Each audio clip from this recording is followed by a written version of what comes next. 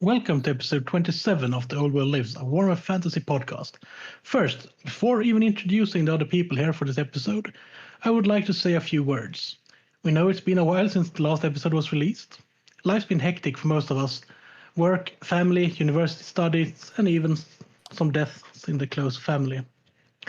Sometimes life finds a way to take over, interfere in our hobbies, and, well, you all know how it is. Life takes precedent. Oh, right. You may also have noted that this is episode 27. Half of episode 26 was corrupted, and we are currently waiting for Krell to have time to re-record the Beastman special. With that said, welcome to our High Elf episode. With me for this recording, I have Mr. Grumpy Short and Stunty. Say hello, Niklas. Hello. And a special guest. Welcome. And introduce yourself, Tim. Hi, I'm Tim. That's a good introduction. What's any? Short and sweet. Just like dwarves. So, do you know anything about elves? That's a question. I guess we'll see. Yeah, I think I've got a good handle on elves. I've been playing them for a very long time. They're probably my favourite army in the whole Warhammer universe. I started in 4th, probably at the tender age of 11, maybe even 10.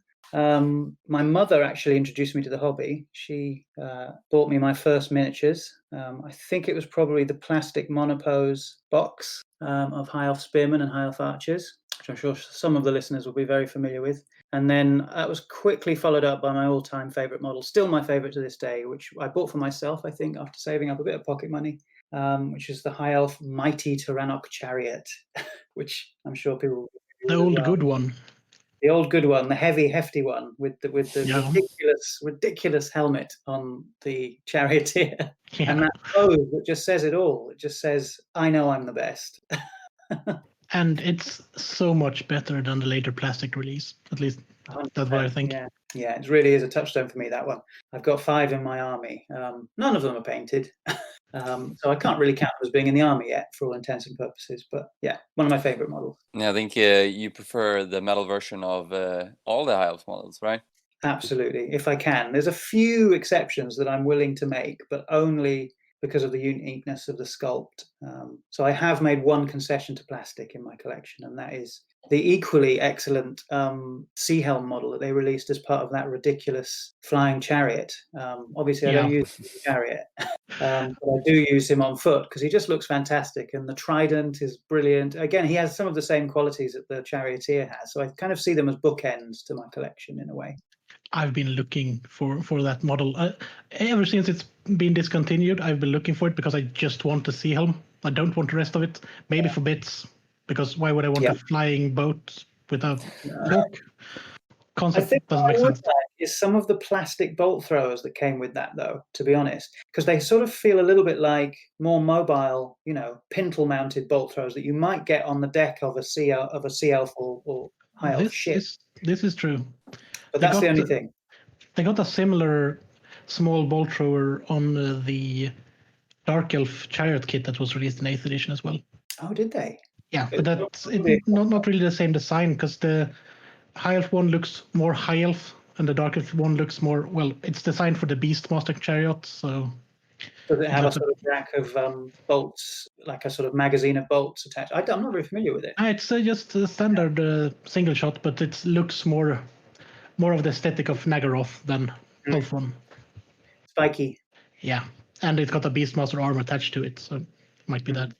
Because I've seen some people convert bolt throwers for just sort of standard eagle claw bolt throwers out of that kit, where they sort of position the operator on the ground behind some cover, like stacked crates and things, and they used it. Sort of had quite a nice atmosphere to it, because it sort of felt like a sort of freedom fighter or something, it had that sort of Nagaroth Shadow Warrior vibe to it. It looked really good. And I assume he was using them as proxies for a bolt thrower.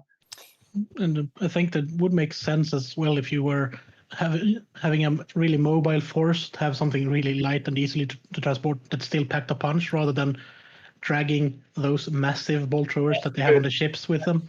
And the elves have already gone on a tangent on how to build really cool models. Let's bring it back to some structure, shall we? Okay, Niklas, what have you been doing in the hobby lately? Not that much recently, but since we haven't recorded in forever, and A month and a half, something like yeah, that. in the time that we have released episodes, 2 baby owls have been hatched and grown up and left their nest. Yep. They even discontinued the webcam for it, so. Yeah. But when lockdown started, I painted Regimental Slayers, painted some characters, and then I ordered the Dwarf 6th edition Battle Standard Bearer and painted him up. That's the one that came with the army box, right? Yes, yeah, the guy who's holding his helmet tucked under his right arm, and in his left arm he's holding the standard. Nice. Yeah, so painted him up. Yeah, that's what I've been doing. You, Chris? Well, I've currently been on a catch-up spree for projects that I haven't finished earlier, and I've finished for last month, as I'm recording, the pledge for the monthly challenge, which was a terrain piece, which is it's a shrine to a dragon lord of old that's made out of bits of different eras of high elves and a dragon or two. Very good looking, if I may say so. Yeah, beautiful water effects used to great effect on that one. Looks amazing. Thank you. I figured it needed something, even though it looks a bit like it's a bit in disrepair because it's a bit grimy in parts. It needed something that still looked like it was working, and I reckon elves would build a fountain to last because it's mainly magic. Absolutely, yeah. It's got a lovely kind of relic quality to it, and the water effects almost look drinkable. I've heard that a lot, actually. That people have just been talking about them and asking about how they were made, and if I anyone saw your tutorial on Instagram, which is I figure I should just post one because why not? If people ask, they probably want to know. You also finally finished the bolt throwers, right? Yeah, well, I finished and posted one. There's some touch-ups for the last one, but that's the next project on the line. So I'll have 2 of them. And now that I could spoil it, it's one of those are a metal one and one of those are a plastic one. Those bolt throwers. They're the one with all of the bolts. The one with the 6 rack of bolts on top is the plastic one, and the one with 1 on top is the metal one. And I just used bits from the plastic kit to convert the metal one because I had a broken arrow on the metal kit. Right. I was just wondering because obviously there's 2 metal ones, isn't there? There's the metal one I have is the one that looks like what they remade into plastic in 7th ed. I think. Okay. Yeah. So proportionally, they probably feel quite in keeping. Yeah, the differences are barely noticeable in size.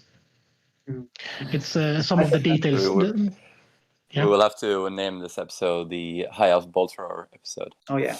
Yeah. We'll just talk about bolt throws for 2 hours, shall we? But I really like design. I also have one of those old ones with like the double rack of arrows on top. Yeah, the mad rack. That are like two separate pieces and just cast arrows on top.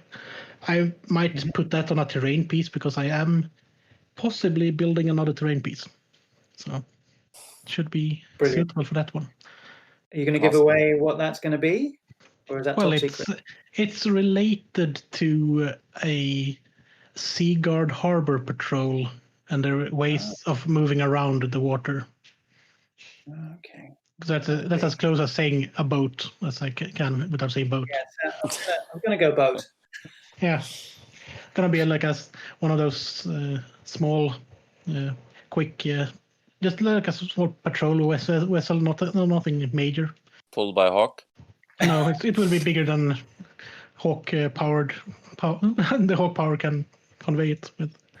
You should probably suggest that listeners come up with a name for it and just hope that they don't call it Boaty McBoatface. There are, and I know this because I have looked at the stats for this podcast. There are too many Australians listening to this podcast that I could actually ask that. It'll get called Boaty McBoatface, definitely. Yeah, if we are lucky. So what about you, Tim? What have you been up to in I lockdown? haven't done a huge amount of hobbying, to be honest, but the most recent stuff I did, or I'm trying to do, is a batch paint for a High Elf army. So that's painting the whole army batch paint, which, I don't know, I'm hoping will give me sort of a big result in one go. The idea is just to get it up to tabletop standard, and then I can take my time doing the nice bits, at my own leisure. So how are you going about it? Are you painting one regiment at a time, or several regiments, or what are you doing? Well, what I'm trying to do, because the big problem I have is those awful Games Workshop paint pots dry out really quick. So part of my thinking is to just use one pot at a time. So essentially, to answer your question, I'm just doing one color at a time, and if it happens to be present on one of the types of models, it will get a lick of paint that matches that color. So basically, the whole army is getting done color by color. I think I'm up to the silver stage, so I'm doing the metals at the moment. So getting there. It'll be the wash stage soon, and then that is a very interesting approach. Yeah, it's a bit mad. I saw someone else doing something similar with a Tomb King's army, but I haven't heard from him since. So, but the Tomb King's army could just be prime the model, paint it bone colored, dip it in something that makes it look like old bone colored, and add a dot of blue, and it's done. Yeah, that thought did pass my mind. I was like, oh, you've chosen probably a much more sensible army to be doing this with. It would be better before the plastic release in 6th edition, I think. You use the old scale. All metal army. That's why I was really impressed with it. So how much are you painting though? Like, what is your army? 100 models? Oh, I don't know. No, it's bigger than that. So we've got, what is there? So there's 20. No, hold on. Is that? No, it's 40 archers, 2 units of 20 spearmen. So that's obviously a lot of rank of file to get through. A unit of 30 swordmasters. A unit of 23 silver helms, 4 bolt throwers. I'm just trying to look, because I'm looking off in the distance in the room here. And then there's the monolith, which is obviously supposed to be the sort of centerpiece. Then there'll be a great eagle or a giant eagle, which is sort of going to be converted to be an interesting sort of magical looking eagle. So the idea is to give it a nice sort of magical tone, so purples and blues and things like that. So it sort of feels quite arcane. That's another centerpiece. And then a unit of 15 shadow warriors, which is the maximum you can have in 6 in a unit. But that's an odd-sized unit as well. Say again? An odd-sized unit of shadow warriors. It's quite hefty to have 15 of them in one go. Well, the thinking is to be able to split it into 3 units of 5, or just use it in various ways, really. But I would love to see you actually use them 15 in one blob. You see what you could do. Yeah. I want to give it a go. That's why I'm doing it, really. Well, sounds awesome. My dwarves are ready and waiting for battle against this mighty host. Yeah, I can't wait. I'm chomping at the bit as well. As soon as this lockdown gets, lifted, and well, we're not really on lockdown, I suppose. As soon as it's a bit more sensible to be going out and gathering in games clubs or other people's houses, then it will happen. And it's also kind of giving me a bit of a deadline for this project as well. So yeah. So it's gonna be some War of the Beard action then, when it's all done. Yeah, that would be great. I would love to build a list with the War of the Beard rules. The only trouble with that, well, we won't get into it now because I'm sure we'll talk about War of the Beard at some point. But there's a bit of trouble with that because obviously I won't be able to take advantage of all of the lovely War of the Beard unit caps that get kind of lifted because the army's not built in that way. But I have another project that I've been gathering the parts for to do with War of the Beard, which should be a fun one and a hefty one. I need a third of the old dragons, those that were either released in plastic or metal. The plastic ones were released in 6th ed, I know. Which ones were those? The old forest dragon, Imric, Asur, that generation of dragons. Yeah. Some of them were metal when they were the leftovers, so to speak. And then you have the 6th that was released with the same plastic body with different heads in metal. That's it. A lot of people really love that model. And it was an incredibly impactful one when it was released. I remember because it was part of the Talisman set. You had the big plastic dragon and he was huge. And I remember my best mate at the time who started the hobby with me, he had one and I was in awe of it. And it meant that he could field it in his 4th edition armies because with Orcs and Goblins, you could do that back then. You could pay an inordinate amount of money to actually have a dragon in your army because only any army could have a dragon back then. So he was always, popping some sort of mad shaman on the back of his dragon. And, I lost my solid dragon advantage. Well, I don't think I owned a dragon back then. So he was wiping the floor with me. Yeah, I need to get one more so I can field a full unit of dragon princes, because I have 2 already. Yeah.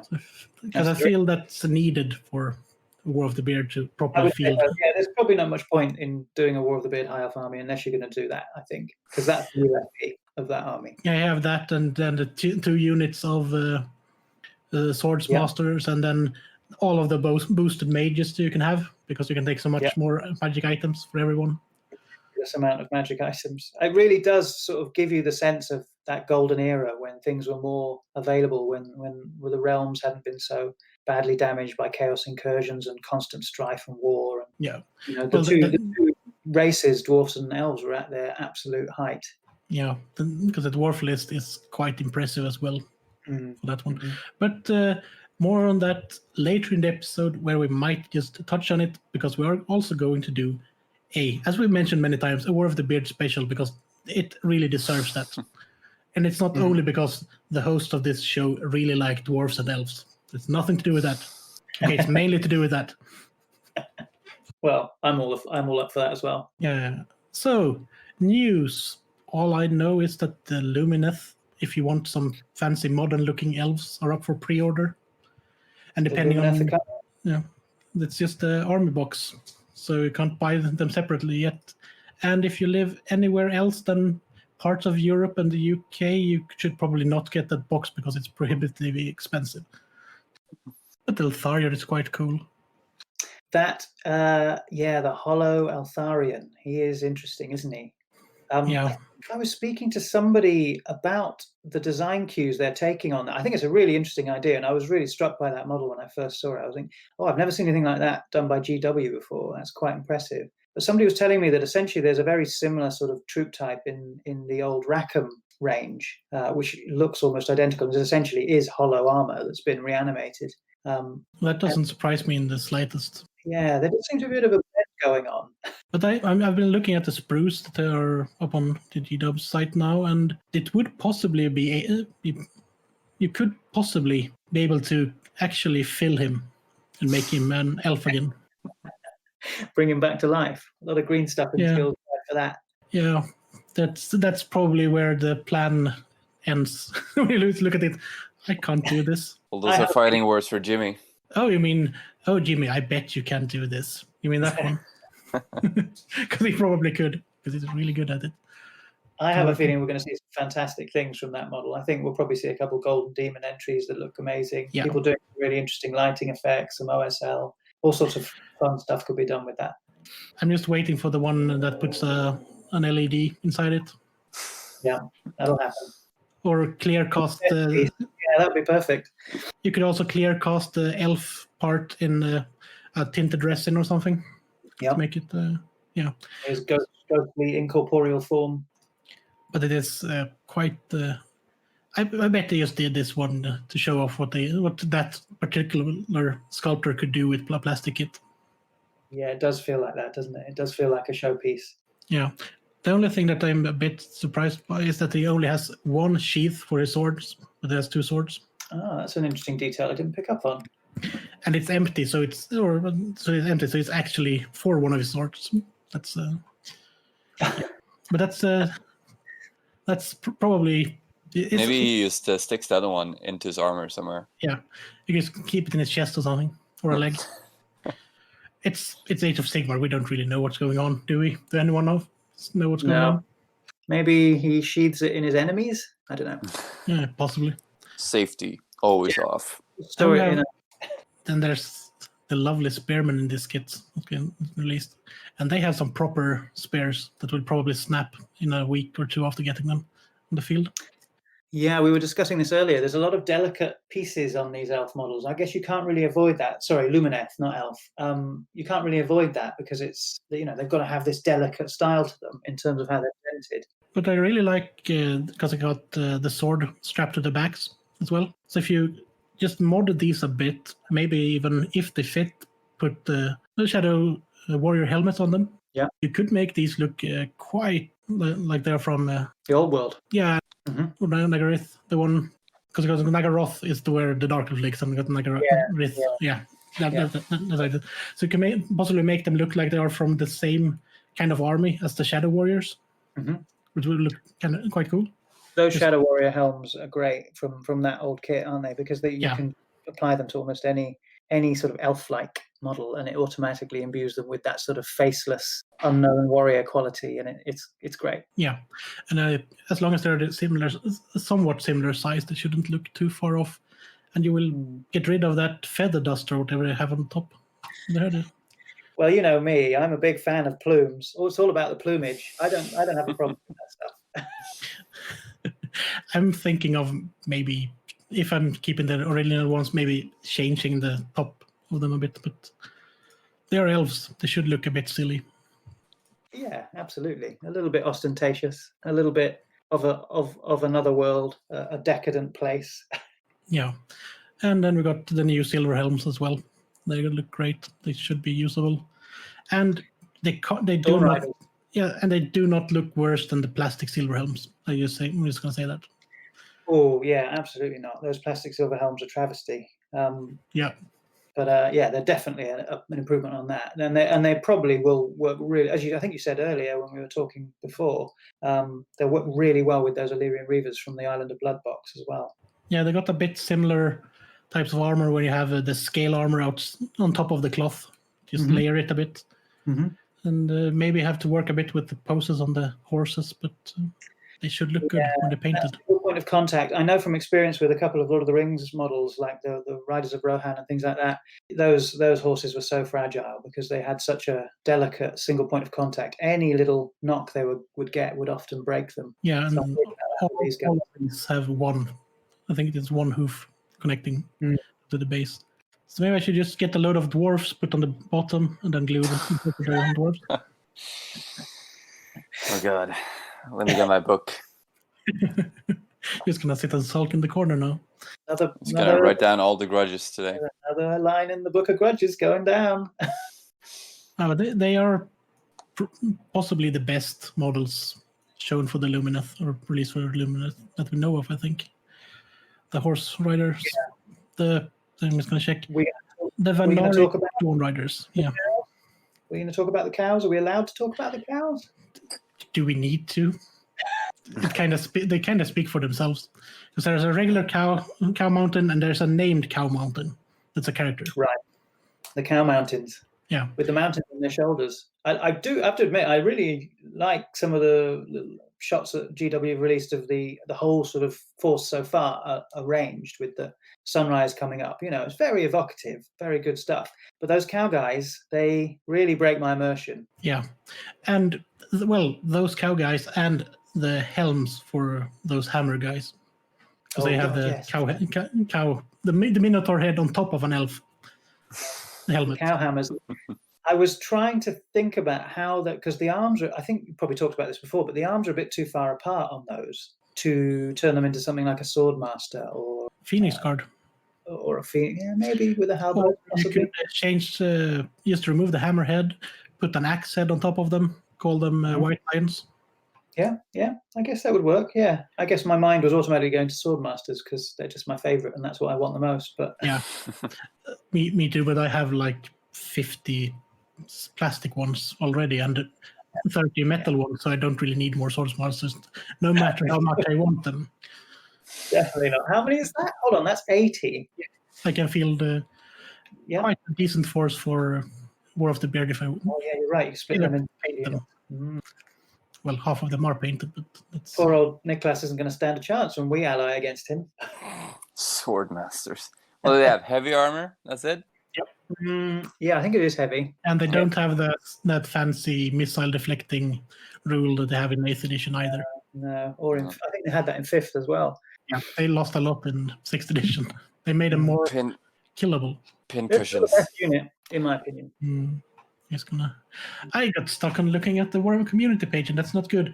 Speaking of the Warhammer community, the reason I started to paint a lot recently is that I've been inspired by watching those daily shows they have now for free on Twitch. I'm not ashamed of saying that I have too much time and I might as well watch live streams talking about hobby, even though that's not the exact hobby that I'm into. It's still painting. Do you do it while you paint, or do you just watch it as a sort of, It's mainly while I paint, or I have been watching that while I'm playing PS4 as well, but that's beside the point, I think. I haven't school's out for the semesters. I don't have much to do. It's just there's no summer jobs or anything. So right. There was a bit something. I think it was a pandemic, so something that just ruined everything. I've heard a bit about that. Yeah, a lot of people seem to be talking about it. And in parts of the world, people are not talking enough about it, which is odd. True. So we have challenges still this month for the monthly OWL challenge. It's a hero level character for whichever edition and army you want. And we also have, which is possibly or possibly not due to me not finishing anything, the alternative was finish projects that they have started for the other challenges and not finished yet. So, I think I might have to take up that one, although there's not much time left in the month. So, well, it's at the time of recording 9 days. True. Maybe I can get it in. Maybe I could. Yeah, I've got all the parts I need now. No more excuses. It's a good reason as any. Well, if even I finish projects, that should be okay. Yeah, that's true. I need to take a leaf out of your book. Yeah, but we've figured also it's been 6 months of challenges. There are people that haven't finished everything. Why not just have a catch-up month? And yeah, a good way to wrap things up for people. Yeah, it's always good when you can finally finish that project you've been sat on your hobby desk for months. A real moment of triumph. Yeah, and then we have our Battle Standard Bearer challenge. All of the details are on our Facebook for that one. It will run to the 15th of July, and then we will have, I think we said, a community vote for those that finish it for a winner for a yet to be disclosed prize of some sort. But that's up to Jimmy. So we might have to prod him a bit until he replies and see what he's up to these days. Mordheim. It's always up to Mordheim. This is true. Speaking of Mordheim, Jimmy has done a bit of a side project within the remit of the podcast. And people have probably seen this on Instagram at the moment. He'll be looking at getting some questions in for a little series it's called Town Crier, isn't it? Which is a more it's a podcast that's going to be under our little umbrella of the Old World Lives. And it's going to be released when it's released, because I'm not involved in that, so I have no time frame or anything. But Jimmy's working hard on it. That's all we know. Yeah, it's going to be good. We have a lot of listeners that are into Mordheim, and there's like a huge Mordheim movement on Instagram as well. So lots of people playing it. So that'll be interesting for sure. I just recently joined the Mordheim Facebook group, and it's amazing to see the community there. One of the best things that I noticed almost straight away was a rules query had been popped up there. And the first person to comment was Tumas, just immediately clarifying exactly what he meant. Yeah. I don't think there's any other game out there where that happens. And it's a game that turned 20 last year. So it's those that are playing it, there are still new players coming into the game, which is nice. But there are players that have played for 20 years and still have to ask the questions on what people meant from the beginning, which is also nice. And it's a fun thing to play. I have a Skaven warband and I'm working on a second one. But there is disgusting lack of elves in that game. That's always been the barrier to entry for me as well. And all the ones that are on there are considered sort of a little bit unkosher to use because they're too OP. Or they weren't technically in Mordheim at that point in time, blah, blah. I know, Jimmy, and but everyone else rejoices over the lack of pointy ears. Over the lack of filthy knife ears. Yeah. So that's why I'm doing a pit fighter warband from the next one, which will have mainly elven pit fighters. So I see. That's a loophole to get those in. They won't be as powerful or stat-wise as elves, but they will be there. There will be elves in there. I think that was the way it worked, wasn't it? The pit fighters could get armed with various weapons that sort of related to other factions. So they have 4 4 or 5 fighting styles, like a chaos fighting style, and yeah. So they have a different weapon, like gladiators of old, where basically afforded an archetype instead of just here have a sword.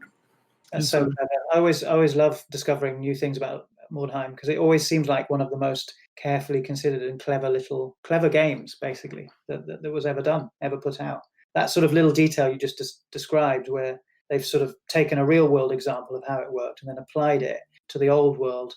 It's just really clever. Yeah, and it became its own contained setting as well, because the city was taken off the maps from the regular game after it was destroyed. So, well, it was on the maps, but you shouldn't really travel there because it was basically like a nuke detonated in the middle, even though it was a weird stone comet that destroyed the city.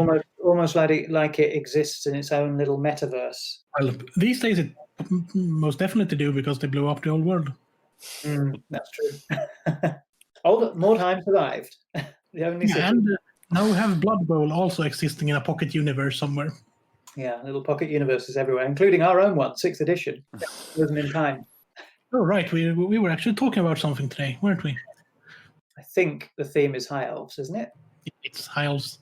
This is the High Elves special. It's been long talked about, and we actually have someone that knows a proper amount of High Elves on as a guest, which is really nice.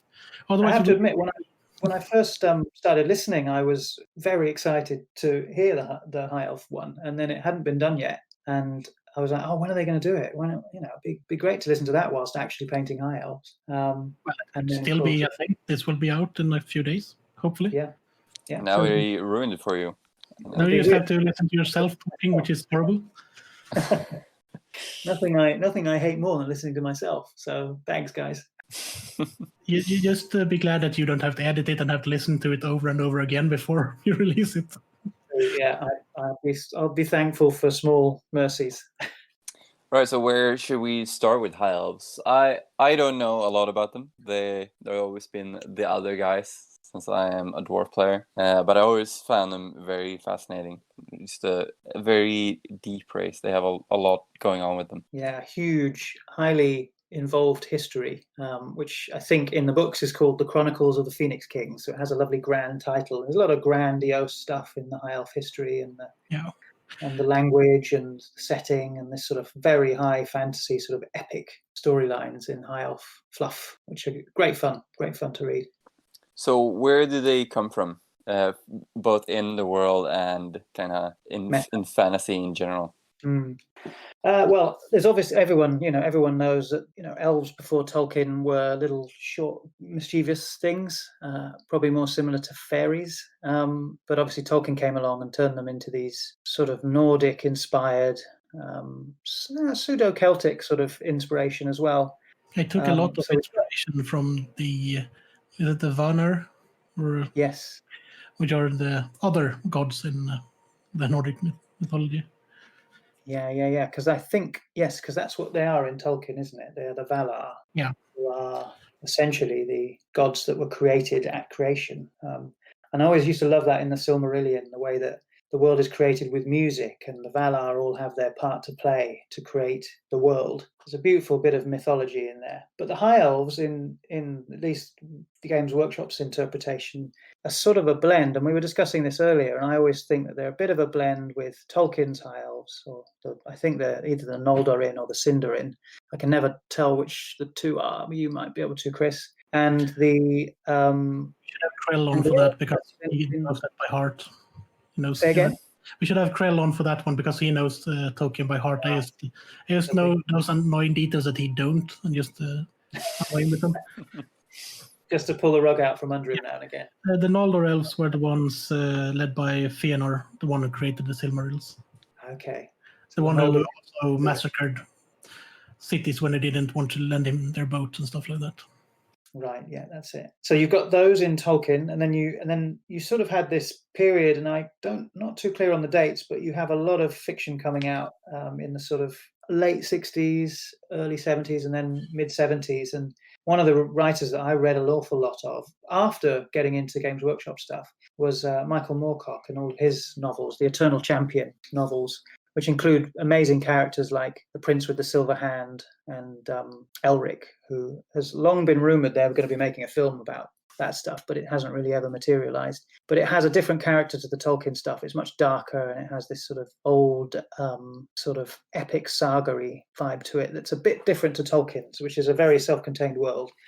Obviously, the Eternal Champion in Michael Moorcock's novels is more of a sort of a metaverse. So you have lots of universes that intersect. So it allows for a whole load of different interesting interpretations, which he does in his books. But the elves, when they get represented, or as they're known in the Elric novels, they're called the Melnibonians. They are have a much sort of darker, crueler sort of quality to them. And they're dragon tamers as well. They ride dragons, and they have, an incredibly decadent society that falls from grace. So I think there's a lot of stuff that Games Workshop will have borrowed from that blends with the Tolkien stuff to give us the High Elves, essentially, and Ulthuan. Yeah, I remember a friend of mine said that with elves, like I said, I didn't like them because they seem very, very superior in every way, and he said he likes them so much because they are so obviously flawed as well. They are great, but they are also just assholes. So glad you said that, Niklas, because that is something that I like about it as well. That their propensity for flaws, they're almost totalitarian in places, and it's arrogant to a fault, and all this stuff. So it kind of creates these great characters that are so hubristic that they are sort of their own worst enemies in a way, which is why you get the great conflict between the High Elves and the Dark Elves. Yeah. Okay, so where do they come from in the old world? They were created among one of the first races by the old ones, right? I think so. Yeah, that's it. Yeah. Asur. They were created after the lizardmen, but before the other races, I think. Yeah. So first, and then the elves were the next, and I think dwarves were soon after that. Yeah. And then they created unnecessary stuff like humans, and to sort all the problems they'd made, they created the orcs. Just to balance things out. Yeah. Well, they didn't create all of the sentient races because some of them just sprang out of nowhere. Yeah, more accidents. Yeah. Yeah, but they were created and they were taught magic by the old ones themselves, the first ones. Yeah, that's made explicit in the lore, I think. So the old ones made dragons as well, right? So because the elves and dragons have a special bond, don't they? They do, yeah. There's somewhere in the fluff, it gets discussed about how the dragons were essentially friends with the gods. So that would suggest that the dragons are slightly older than the elves in some way. But the dragons were there before the elves. I think the dragons were on the planet when the old ones arrived, because the old ones aren't native to the Warhammer world, or the old world. They arrived. So there's some. That's fantastic, isn't it? Yeah. That means that they're the indigenous populace of the Warhammer world. And they lived in the world before the old ones reshaped it, and before the elves reshaped their lands to their liking. And not all elves can befriend a dragon. You have to be of a certain mindset and a certain bloodline to befriend one, because there are two ways to ride a dragon. You either befriend it and it becomes your ally, or you enslave it. And if you enslave it, it will fight for you and against you from the first second that happens. And the moment you slip in control, it will eat you.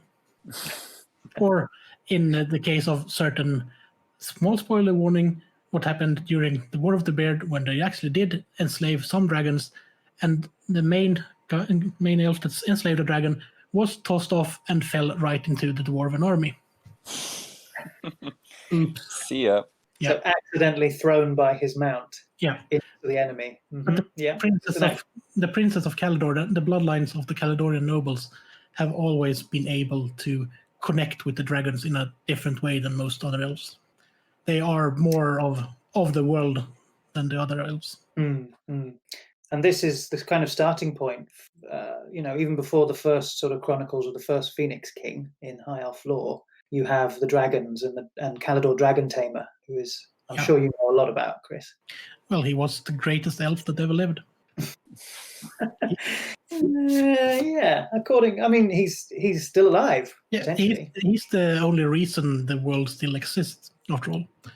Because his sacrifice during the first war against Chaos is the reason the world still stands. Is he the guy that fought off? He's the guy inside the vortex. Anarion that is the guy that fought off. That's Anarion. Okay, yeah. Yeah. So Anarion is the one that in the lore is described as the greatest elf that ever lived. But Calidor is actually sort of, when you look at it, he's actually a much more self-effacing and kind of sacrifices himself for the good of the elves, in more so than Anarion does, because Anarion becomes flawed. We talked about that a little bit earlier. Yeah. He has the flaw of elvish hubristic natures. Should I just summarize that war, perhaps? Yeah, that first one, that would be good. Yeah, the first chronicle of the first Phoenix King. Yeah, I'm gonna probably butcher it and paraphrase it because I don't have the text in front of me. But there is a great audio drama that's set during this, and it features. It's basically told from the point of Anarion. Oh wow! It's called Anarion. So, but Anarion was from Nagaroth. He built the city of Anlek. That's a city that will be talked about later on when we come to the Dark Elves. But during the early times, when the old ones had to leave the old world or the planet, when their basically stargates exploded in the Chaos Waste and on the South Pole, unleashing hellish winds of magic and with them demons in an amount of demons that hasn't been seen since outside of the realm of chaos. And the elves spent hundreds of years fighting a losing battle against the demons because they couldn't really do anything, with Anarion leading the armies of the elves, with Calidor and his mages inventing new types of magic, invented new types of weapons just to battle the demons. A lot of the magical weapons that are relics in the setting in 6th edition stem from this time, where Calidor and the priests of Wall forged magical weapons just to be able to destroy demons. Gotta get rid of that 5+ ward save. Yeah. Yeah, just trying to shave off the ward saves with incredible weapons of massive potency forged from all kinds of unique metals. That and most of the nobles and the dragon mages were mounted on dragons at that time. There haven't been such a great collection of dragons and great warriors since. So, but well, the forging of weapons and armor at Vol's, I think it's called Vol's Anvil, isn't it? Which is the sort of famous forge. I guess it might be useful to touch on the elven god Vol at this point, who's the blind god of smiths, essentially, the smith god for elves and artisans and so on. But I think part of it, I remember, because I read it recently, the way that dragons are tamed by Calidor Dragon Tamer is by using these sort of harnesses, which are clearly something that would have been forged at Vol's Anvil. I can't remember what they're made out of, but it's some sort of mystical arcane material, some sort of quicksilver or mithril. Because they're not made of Ithilmar, are they? Yeah, it could be Ithilmar. But they call it something different in the 4th edition books, because of course they're still trying to figure this all out, and eventually they have to invent something that's different to mithril because of copyright reasons, and they call it Ithilmar. Yeah.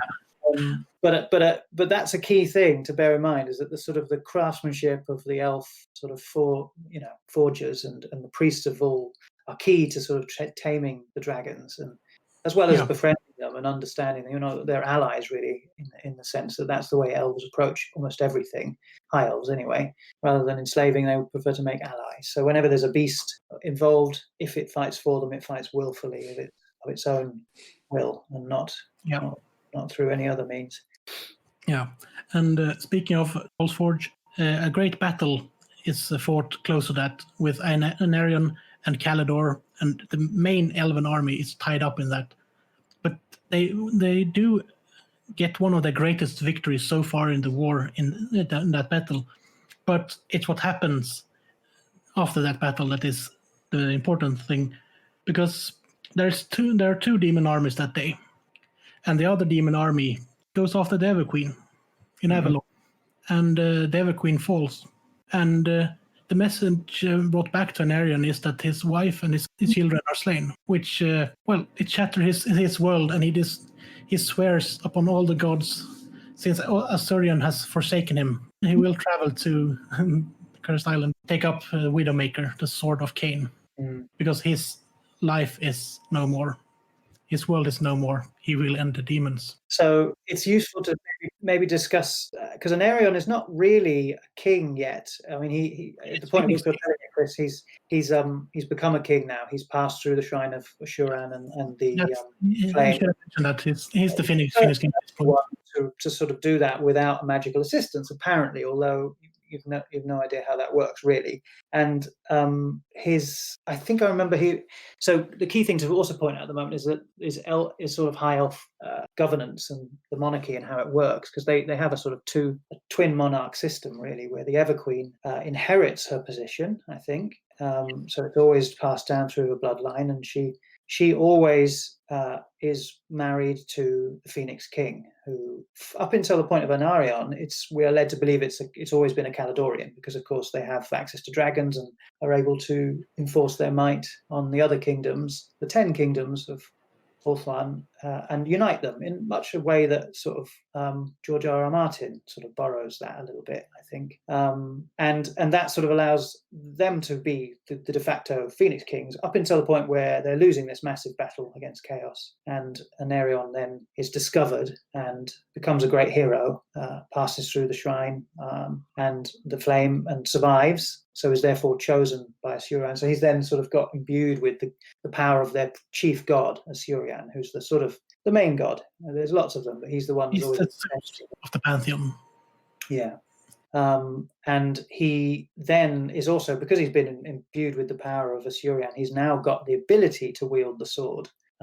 Otherwise, he probably wouldn't have been able to wield it. But I just thought I'd fill in a few things there in terms of the way that Elvish monarchy works. So what is this sword? Where does it come from? Cain. It was forged by Vol for the god of murder of the Elven pantheon, Cain. Or the warrior god. Who's essentially Khorne, really. I mean, it's not hard to make that jump. That they've been so well hidden those links to the god that was the exact same thing and named the same thing. So did these gods walk on the earth at the beginning of the Elven times, or does that work? There's no. Yeah, I don't think clear, is it? It might be like with the dwarven gods that they actually were some kind of ancestor.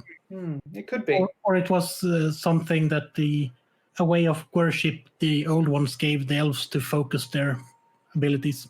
Yeah, I always like that interpretation better, to be honest. And if you have magic and if you imbue an idea with something over time, several thousand years, we should also mention that this takes place about 4,500 years before the founding of the empire. Yeah.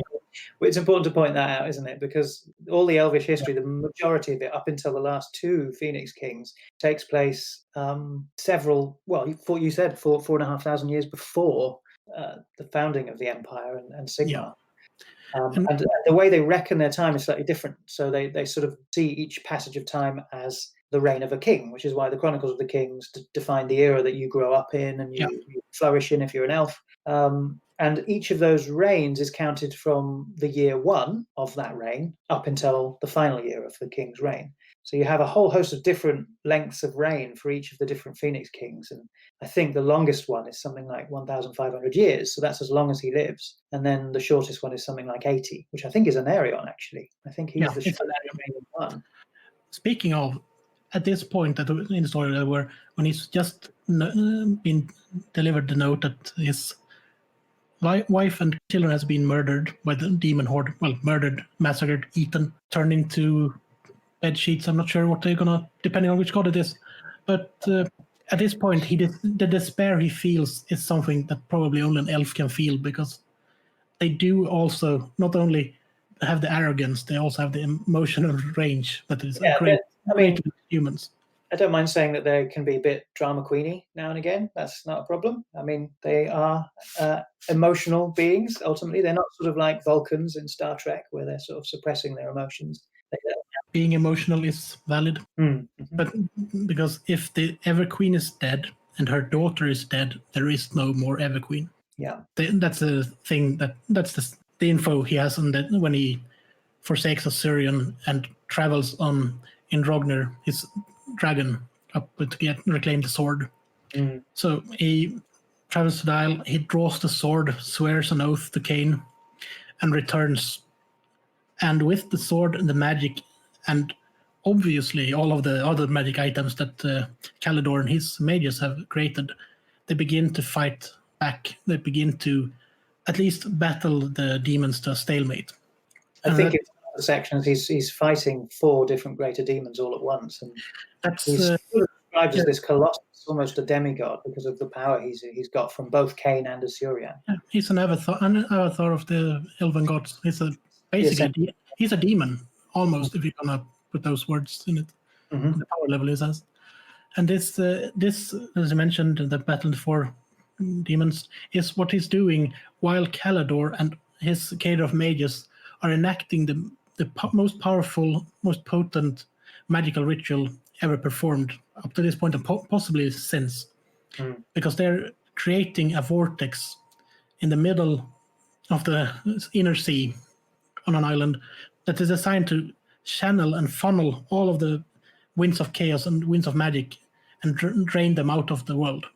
Yeah, sort of diluting the world of its magic a little bit, which is going to help in the battle, essentially, because demons will be born from nowhere. And, but they do have their reservations, and Arian says to themselves, if we go through with this, we might not have any weapons left to fight the demons if it doesn't work. Yeah, it's very much a sort of last-ditch attempt, isn't it, to sort of do it.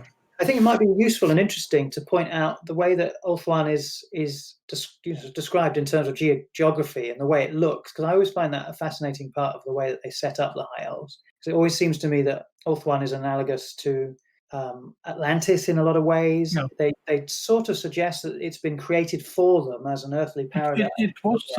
They did create part of it themselves, and the old ones did create part of it, because that's what you can get from some of the stories with regarding what dragons basically say in the War of the Beard books, I think it is, or in the Sundering books. There's one dragon that talks to the rider, and I've been here since before this was land, basically. Yes, I wondered about that. I've not read any of these books. I need to get into them, really. I've got them on my wish list on Amazon at the moment, so I need to press the button. But also the shape of Ulthuan, it's this sort of you can tell it's a completely fantastical island. It looks like the kind of place that would have been made, after some design, as opposed to some sort of natural geographical occurrence. I remember when I was a kid looking at the map, it was a bit of a eureka moment when I suddenly realized it was the shape of a coiled dragon and eating its own tail, which is a fantastic piece of imagery. And that relates to an old myth about the worm Ouroboros, which is a alchemical symbol that's used in the real world practice of alchemy. And it's to do with eternity. It's always symbolized eternity and renewal and rebirth and things like that. So that relates directly to the phoenix concept as well. So they're all tied together in some sort of way. And then, of course, when you look in the middle of the map, you get a slight suggestion that there's a yin and yang symbol going on there, which suggests the idea of balance, and that's what the elves are there for, to achieve balance somehow. And they did, because they drained out of all of the chaos magic, and most of their own magic as well. And they had to actually... That yin and yang, isn't it? The Isle of the Dead, where the vortex is. Yeah, which has been a hotly contested zone during the history after this. But fantastic piece of description there. Very grimdark, very Warhammery. The way that it's just this field of bones. The time flows differently. The armor and the weapons of these rotted combatants has not decayed, but their bodies have. Why is that? It's all very mysterious and grimdark, and it's great. And in the center of it is you can, if you look into the vortex, you can see the outline of a mage with outstretched arms channeling the magic. Lost in time, because that's Calidor. He never made it to the island. Is this in Warhammer Total War or something else? Where have you seen that? I think that's description in somewhere. I will try to look, or it's just a fantastic image in my own head, because that's how I see it. It gets to the Sundering, so you might be remembering that, which is another cataclysmic event that happens. Anyway, we should continue with the vortex stuff and what that results in. Well, they managed to drain out the magic. The demon army is finally mortal. The ones that remain are finally mortal, and the elves drive them back into the hell pits they came from and start to rebuild. The bad part with all of this is Anarion survived. Just. But they have a few years left to live at this point. Mm-hmm. And it's not good because, as we mentioned earlier, he still has Widowmaker, the Sword of Cain. Mm-hmm. And he managed to produce another child. And that child is Malekith. Yes, he rescues. Sorry, I remembered now. He rescues, and this is the great thing about the 6th edition book, is that the narrator who describes some of the history of the Elven lands in the 6th edition book, he was there, and apparently I think it's not him, it's his father. His father is the one who cut the chains from Morathi, who is the mother of Malekith, and also any Dark Elf players will immediately recognize those two names. She is apparently rescued from a band of Sanishi cultists or followers of the cult of pleasure or luxury, depending on what time it's being discussed in. And she's rescued by Anarion, and then of course uses her wily ways to seduce him and he's now a widower because the Everqueen is dead. So he marries her, and this is where the dark strand gets started, really. And this is because he still doesn't know that the children from his first marriage are still alive. Ivrain and Morelion are the twin kids. Morelion is the ancestor to Tyrion and Teclis. Essentially, yeah. Which is why they are somewhat touched by the curse because it runs in the bloodline, even though the male bloodline, yeah. Yeah, even though they weren't. Morelion wasn't conceived before he took up the sword, but it's still a curse that runs in the family.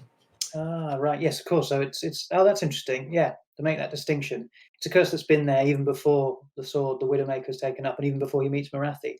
It's just enhanced and probably added on a whole new slew of curses with the sword as well. But just like Games Workshop like to do. It do end up with Anarion mounting his dragon for a final ride, riding up to the island and returning the sword moment before it dies. And thus ends the reign of Anarion, Phoenix King. Yeah, it's beautifully told in the background, but that bit sort of isn't really touched on a great deal in the 6th edition book. So they actually leave quite a lot of stuff out of the 6th edition book, not as much detail. But I think that's to its benefit to a certain extent. I mean, it obviously helps if you read the other books because then you get to know a bit more of the history. But it's kind of nice because I think it leaves a lot to the imagination, and you sort of fill in the gaps yourself. And I don't think there's a problem with that. I'm a big fan of just sort of being creative with these sort of things. Yeah, it seems like it's more like you're just being thrust into a world. Yeah. In 6th edition, and you just kind of have to figure stuff out. It's not really laid out before you. Just have to find yourself alive in a way, because it's you're just there and you're just implanted and you just have to get on with it. Indeed. So yeah, then we move on to the next Phoenix King, I suppose. And that is Belshazzar. Now we have reached the year of 4419 before the imperial calendar started. So yes, because there's always a gap of 1 year between the crowning of one king, Phoenix King, and the next. And this was a bit of a controversy to some. And the controversy is that Malekith had assumed he would just inherit the crown from his father. And Morathi had assumed that she would be Queen Mother at this point. That would be plotting and scheming. It's made sort of very obvious in 6th edition book the attitude of the elves towards these two characters, Malekith and Morathi. The way it's told in the 6th edition book is that they were always evil and that they always plotted something, And there are a couple of key bits of history that get retold differently in 6th edition, which are told from a much more objective point of view in the earlier books. So I was finding when I was reading the earlier ones, refreshing myself, was that you kind of get the sense that you're not sure if Malekith is bad to begin with, But as if you come in straight to the 6th edition book, you're convinced straight away he's a bad guy. And that's built on in the Sundering books, because the first one, which is Malekith, I think, tells the story of his rise and fall, which is really nice to see, because he was, I can say it, he was a dick, but he wasn't evil. Well, yeah, this is the other thing that gets mentioned, is that he he's called Malekith the Great for a while because he is the paragon of elvish sort of heroism. He does incredible things. He finds new lands. He fights against He chaos. founds most of the colonies that they built in the old world. He befriends the dwarves, even though there were elvish ambassadors at the court of the High King for. But this only happens in the reign of the Phoenix King, doesn't it? So he's not made an envoy to the old world just yet. No, he just builds up his power and maybe turns a blind eye to some of the cults, and definitely turns a blind eye or becomes completely oblivious to whatever his mother is up to back in Nagarath, in Anlek. Because I guess maybe the distance helps. She's planning to overthrow the Phoenix King at this point. And this may have been her plan all along, but we never really know. I don't know. I've never read the Dark Elf book. I'm not a Sun Tzu player like Niklas is, so I tend not to read the army books of my enemies. I like in 6th edition the High Elves that it's written like Malekith was always the bad guy, because it seems like really like history is written by the winners, and they absolutely, imply that he was always evil. We always knew this. Almost written as the evil guy in the Dark Elf book as well, which is really nice. So it feels like he's embraced it a bit. That would be heroic to them. But I'd recommend reading the Sundering books. Those are the 3 I've got on my Amazon wish list that I need to press the button on. Yeah, because they tell this. They've all got a name, haven't they? All of the Phoenix Kings have a sort of a title. So Einarion doesn't really. Does he have a name? Does he have a sort of title? Whereas Belshazzar's called the Explorer. Einarion, I don't think, has one. He's just the first, essentially. So you've got Belshazzar the Explorer. He comes from Tyrannoch. He's a Taranaki, so one of the provinces, and he is made king because Malekith isn't deemed to be suitable. But in 4th edition, Malekith is sort of described as sort of being this paragon of deference, and he bends the knee out of honor and respect, and so gains the respect of the elves as a result of that. So he's seen as this sort of honored person, and continues to behave in that way for most of Belshazzar's reign. Yeah, and he knows that he's probably a king. According to himself, he's a better king. But what the elves wanted after Anarian's death was a king that didn't have any interest in fighting. Yeah, just they wanted rebuilding and progress. But are they still fighting against the demons at this point, or did they all go away? The demons have gone away. Yeah, there's a brief respite. Brief in Elvish terms. It's a couple of hundred years, but yeah. They were rebuilding Ulthuan. They were discovering the world. They were settling the old world, and they were settling other parts of the map as well, not just the old world. But because Malekith, he was fighting with the dwarves. I remember against. I don't know if they were demons or just beastmen or stuff like that. Yeah, they're allies at this point. That's why Belshazzar, the Phoenix King, gets called the Explorer, because he's founding new colonies and exploring the world. And Malekith is acting as his sort of chief envoy to the old world. So he's gaining all sorts of inside knowledge on the dwarves and things like that, which will come into play later. Yeah, he knows all about them and how they would react if you killed their prince. He becomes an expert in dwarvish diplomacy, essentially. Yeah. Anarian's cognomen was the Defender. That's it, the Defender, which is why Tyrion then inherits that title. Yeah. But then, so while Malekith is away, bringing in huge amounts of wealth through trade with the dwarves and so on, the cult of pleasure and decadence and luxury is on the rise in the provinces of Ulthuan. In Nagarath in particular, because that's where all of the priests, so to speak, come from. Yeah. That's where Marathi has chosen to make her seat as Queen Mother, and it is Anarian's castle, so exactly. Torannek, which you mentioned at the beginning. But when Malekith gets back, he keeps playing a game, really, where he sort of pretends that he's really, really offended by all these cults springing up. Well, at this point, he actually is offended because he leads the army to capture his mother. Yeah, I mean, I like to think that it's all just for show. I'm more of a Game of Thronesy type. Yeah. But that's I'm just trying to not mention stuff that's in the Sundering books at this point. Okay. So it's or in the Malekith, because that's they've done it's a really well told story on what happened and how he fell, so to speak. Because she corrupts him. That's probably obvious.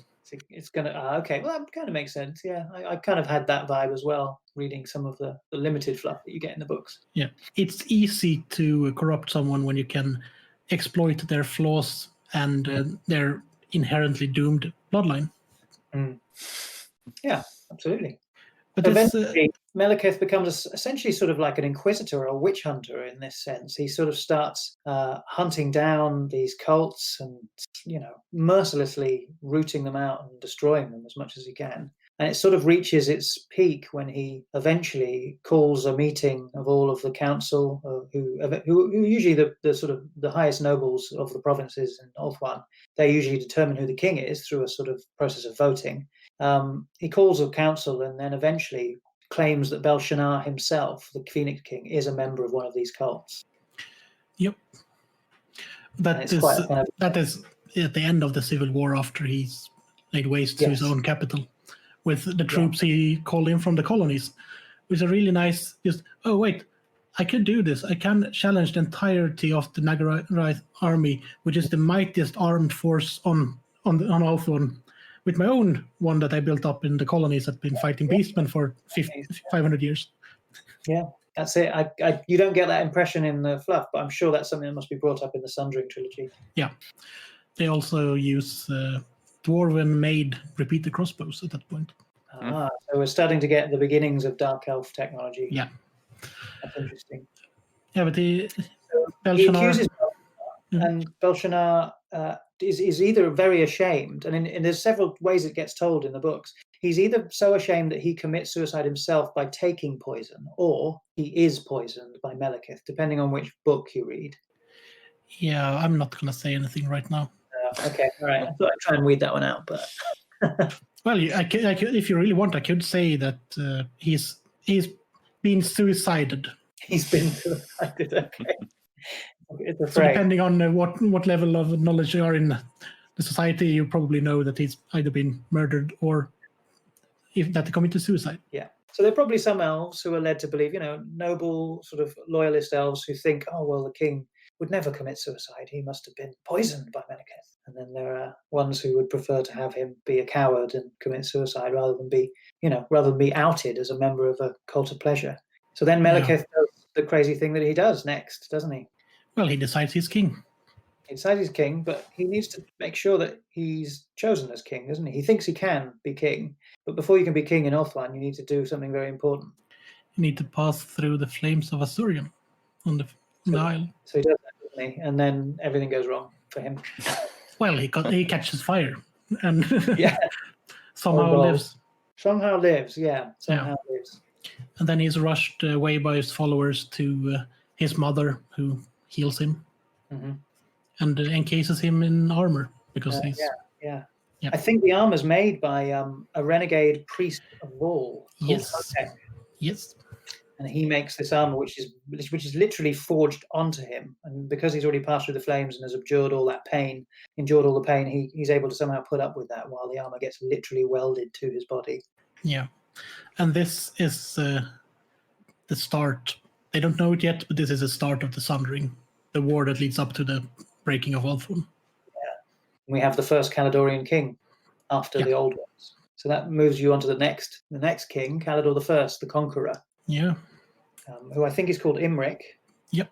Not he has the same name as the character in 6th edition. It's confusing, isn't it?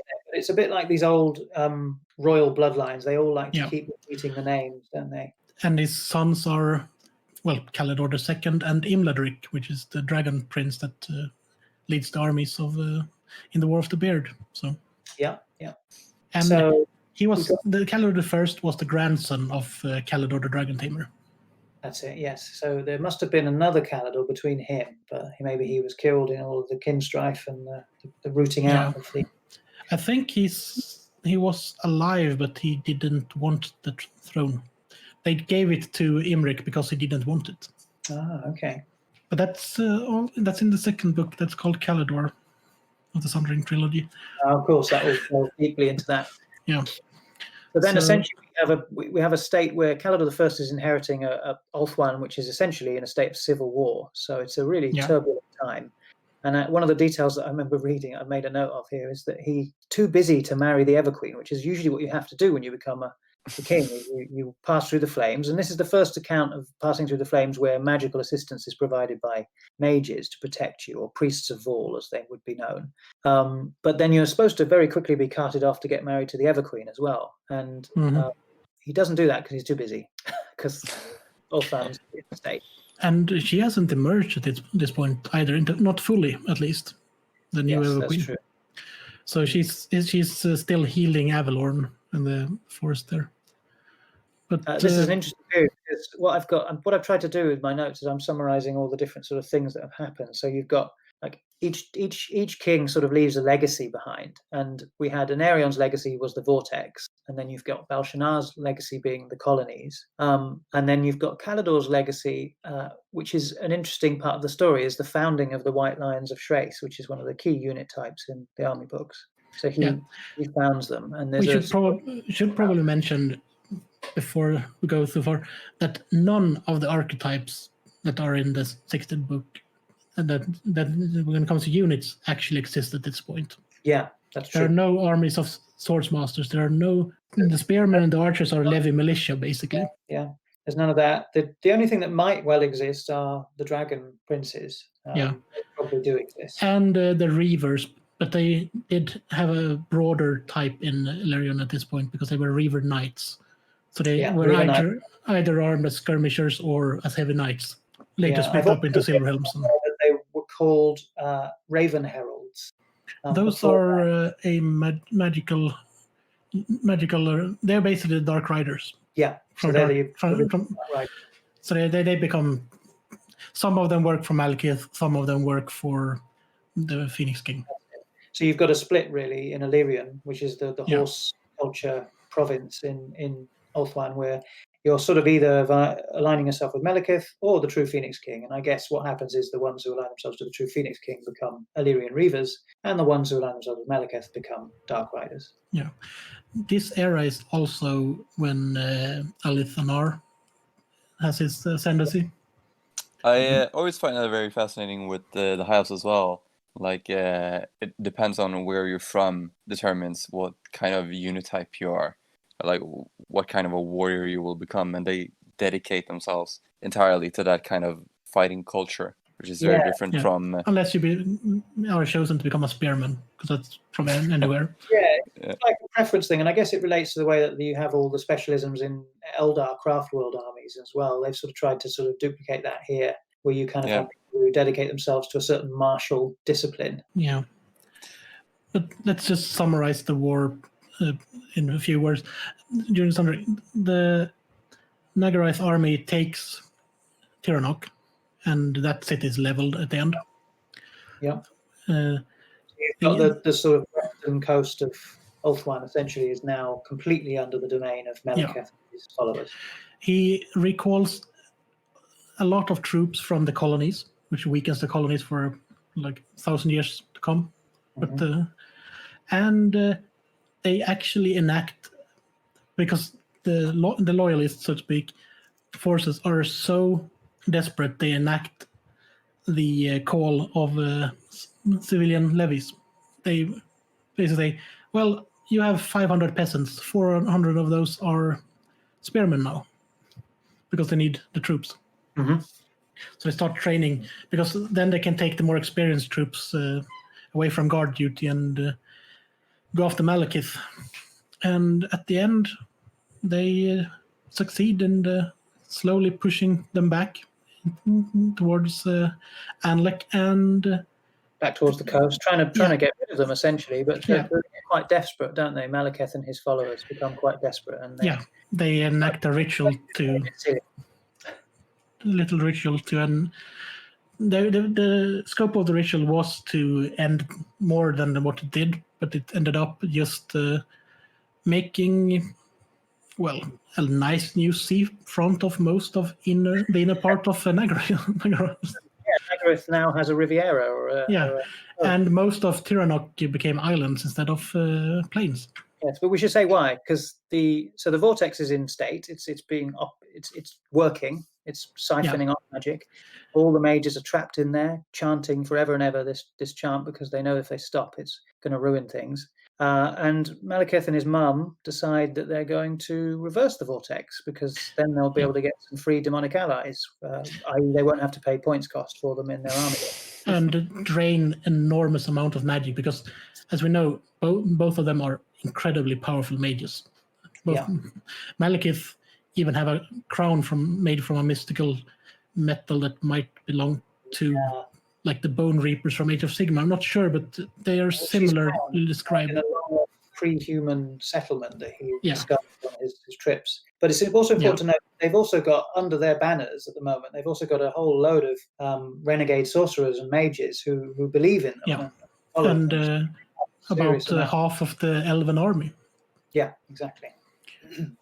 So they had to, So they try and undo that. They start trying to do it, and Calador and all of his trapped mage buddies in the vortex decide that they're not going to have their work undone, and so fight back. And I think this is where you got your piece of imagery from. Yeah, it might be here. Because it's described in that way. They sort of these looming titanic beings of light come out of the vortex for a split second in a retaliatory sort of magical burst, and essentially thwart their undoing of the vortex, but in the process cause this massive cataclysm, which essentially disrupts all of the waystones that are keeping Ulthuan afloat, and parts of it slip into the sea. And I like the symbology of this because essentially the dragon loses its wings. So Nagaryth and some of Tyrannok slip into the sea. And I think it's even stated that the shockwave from this event is recorded in the Dwarven. I don't know. I was wondering, Niklas, how that's written about, if it is in the Dwarven books. Not much at all. Like this Elven Civil Wars is something they hear from Elven merchants. But the shockwave, they didn't really know about the Elven Civil War because the elves didn't tell them about it. Yeah, I haven't written, or I haven't seen anything written about it. It's an interesting little note that they put in the books where they're sort of saying, "Oh, and it's even recorded in the Dwarven books, so therefore it must have been really powerful." Yeah, but the shockwave possibly passed around the world a couple of times, like when really large volcanoes go off. It's a big deal, essentially. It's a really big deal. And the Sundering is this, got a wonderful epic-sounding name to it. Causes a massive, massive problem. But a lot of the mages are able to keep some of their cities afloat, aren't they? And they sail them, quote unquote, the north to. I absolutely love this idea. I mean, my full-time normal day job is as an architect. So some of the sort of these interesting architectural related things are fantastical. I find them amazing. So the idea that you could make a whole city float or a whole castle float is astonishing. And of course, the only way you do that is with magic. So I find that like as an image incredible, and the idea of these black arcs is really, really powerful as well. Yeah. So they sail them to Nagaroth, right? They run away to Nagaroth, and they leave some of the black arcs to patrol the seas so that the elves won't come after them. The high elves won't come after them. And I think after this, Calador I builds the gates between the Annuli Mountains. So the way that Ulthuan is structured as a piece of geography is you've got the Annuli Mountains, which ring the dragon, essentially the spine of the dragon. Then you've got the outer kingdoms, which are all war-torn and have all sorts of invasions happening to them all the time, and they have a proper weather cycle of summer, spring, autumn and winter and all that stuff. The inner kingdoms beyond the Annuli Mountains, because the Annuli is being used to focus the vortex and annul, which is where they get their name from, annul some of the magic. The inner kingdoms are protected in many ways, but they also have an eternal summer as a result of this. So all the inner kingdoms, which are Calador, Sapphire, Avalon, and Illyrian, are in this perpetual golden summer all the time because of the Annuli Mountains. And the Annuli act as a sort of natural barrier to invaders, but they have a couple of key passes, which are often sort of hotly contested bits of land that Calador very sensibly decides to build some massive gates. And this is where my architectural interest comes in again, because I think of these giant structures and what they must be like. So they've got, I think, 5 different gates? Griffin, Phoenix, Eagle, Dragon, and Unicorn gates. And they're all at different parts of the mountains. All of the passes from the coast to the inland. Yeah, and they become, later in the history, they become massively contested gates. Really interesting. Yeah, they must be truly massive. After you started reading the War of the Beard and the gates at Tor Alessi that took I don't know how many sieges, and they didn't even break them. 14, I think. Yeah, and they still didn't manage to get into the city through the gate, pretty much. I think they sneaked their way in. So they sapped the walls and then blew them up from beneath. Yeah, so I can only imagine these gates built in a mountain chain must be truly massive.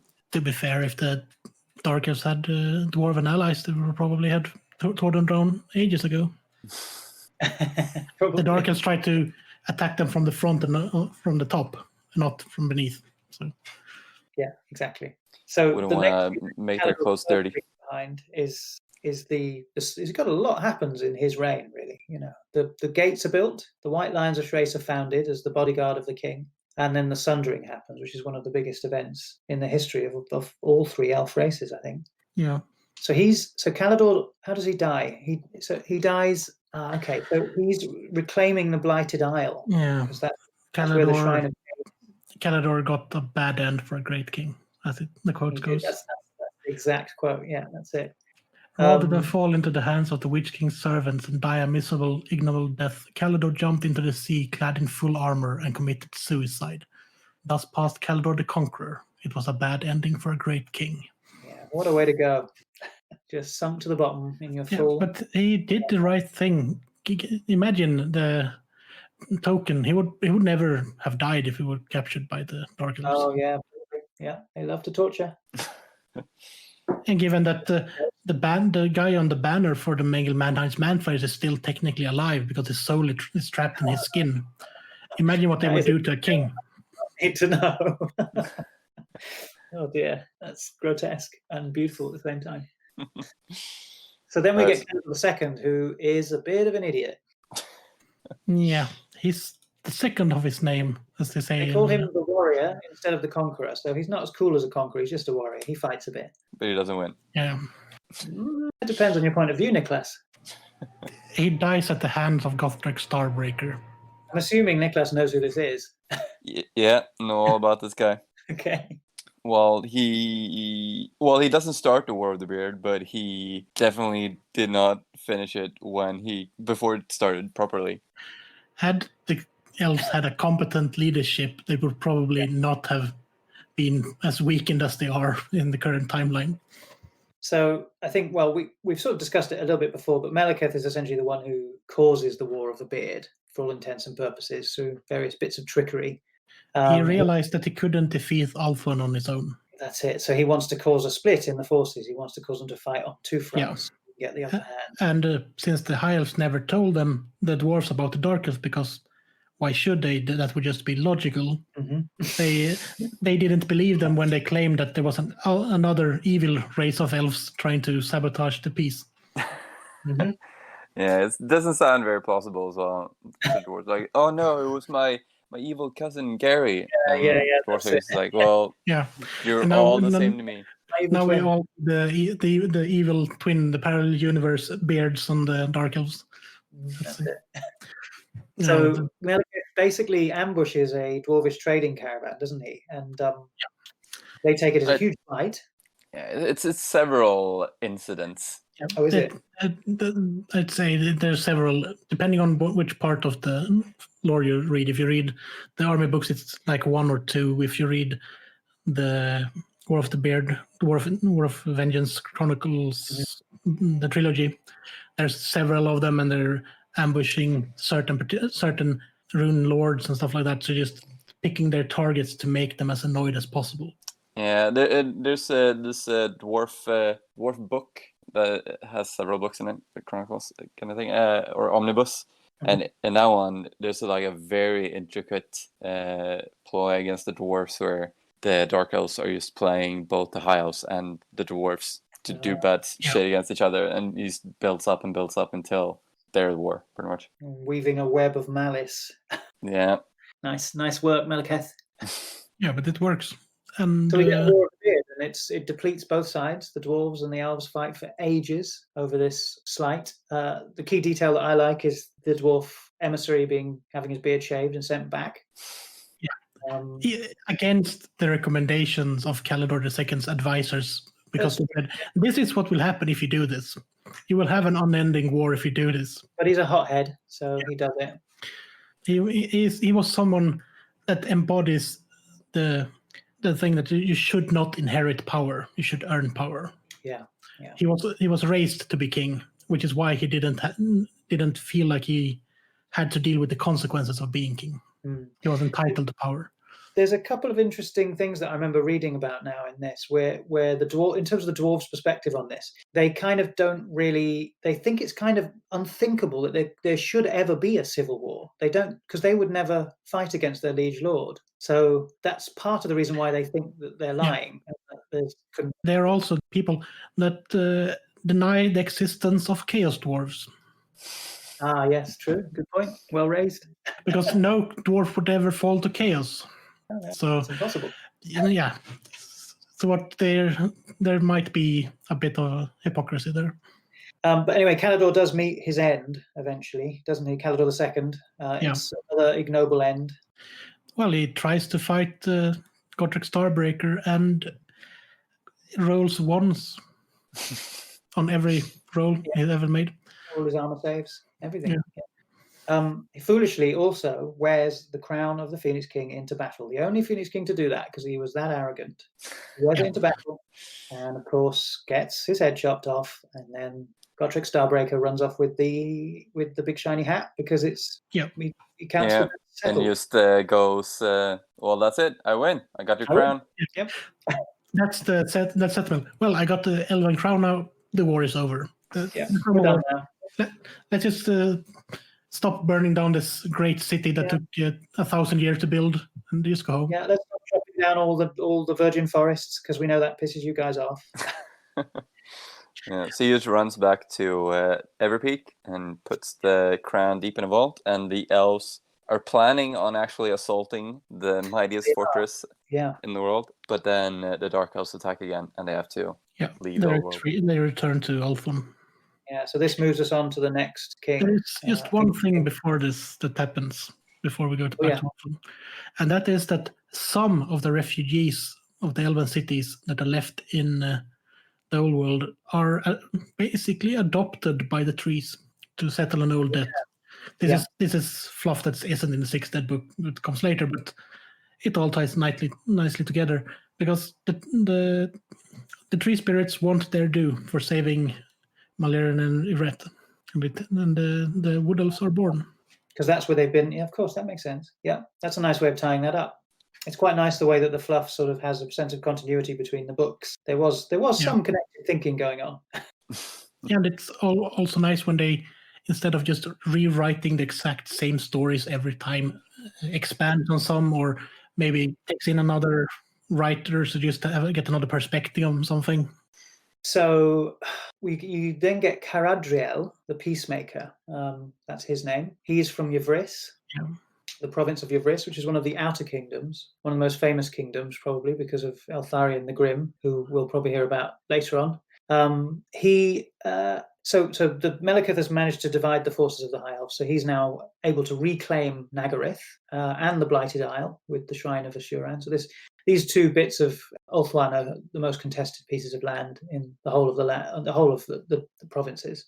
And he also apparently establishes Tor Anlek again and turns it into a fortress city.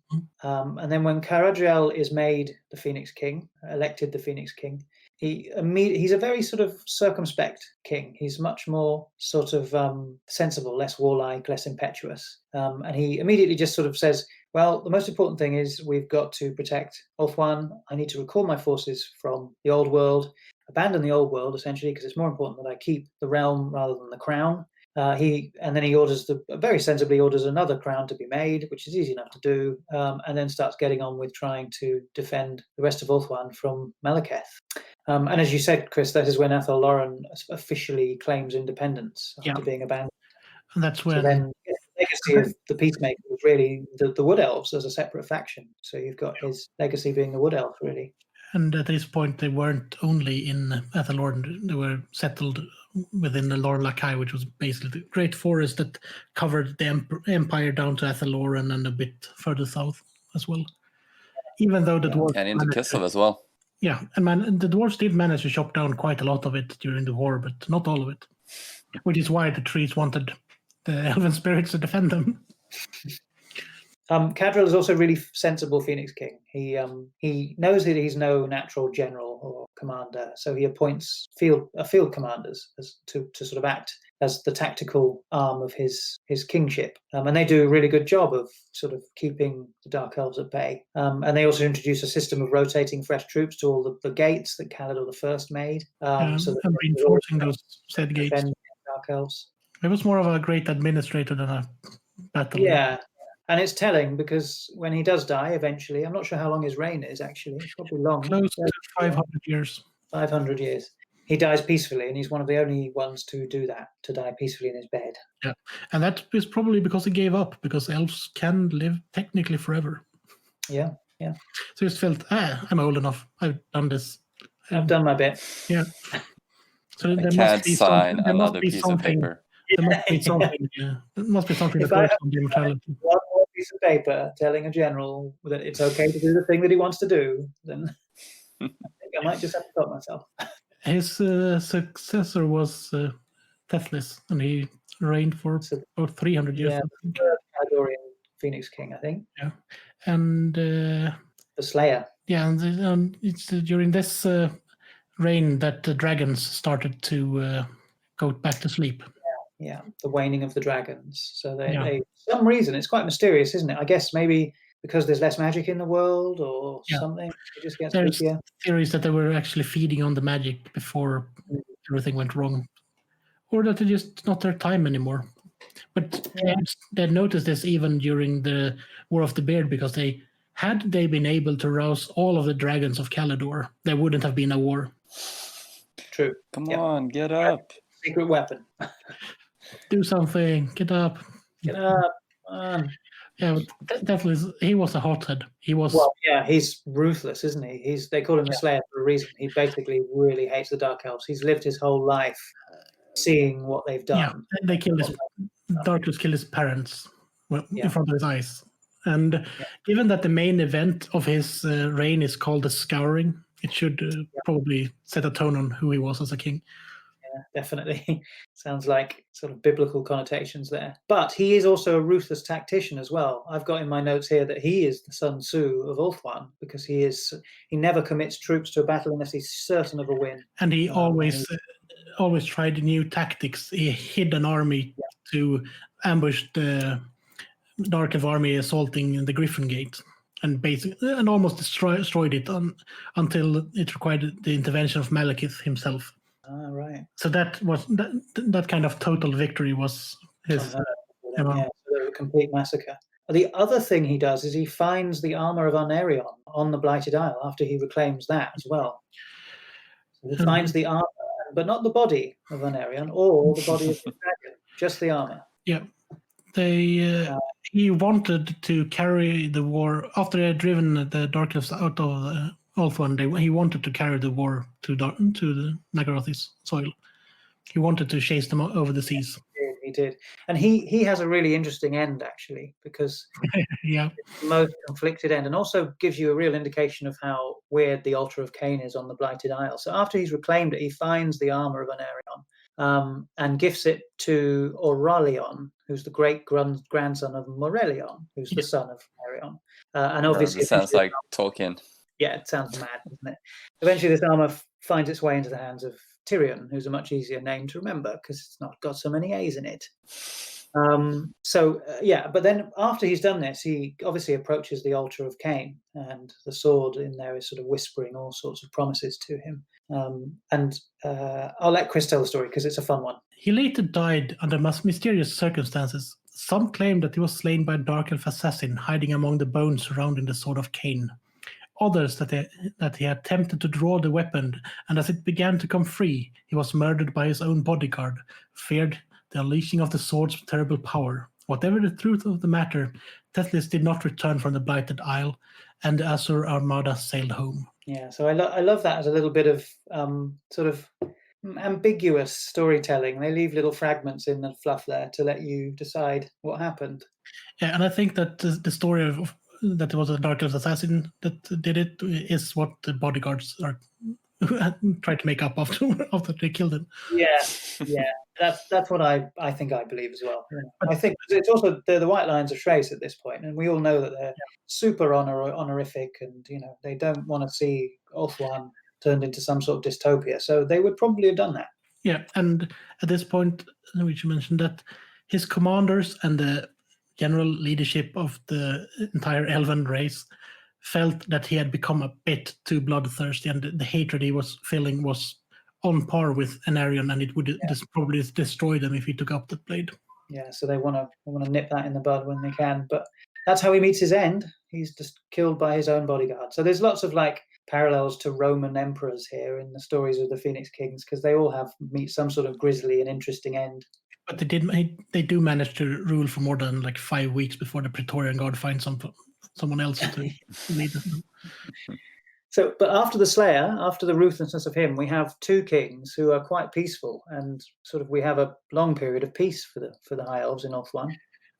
That's both good and bad, and now we are starting to edge closer to the founding of the Empire, because the first one sits on the throne from the year 691 before the Imperial calendar. And that's right. So when this is my favorite one, I think, Belcorhadris, the scholar, because he's very peaceful. He just is sort of a bit of an eccentric. He's the first Saphirian, or the first king to be elected from the realm of Safri, or where all the mages study.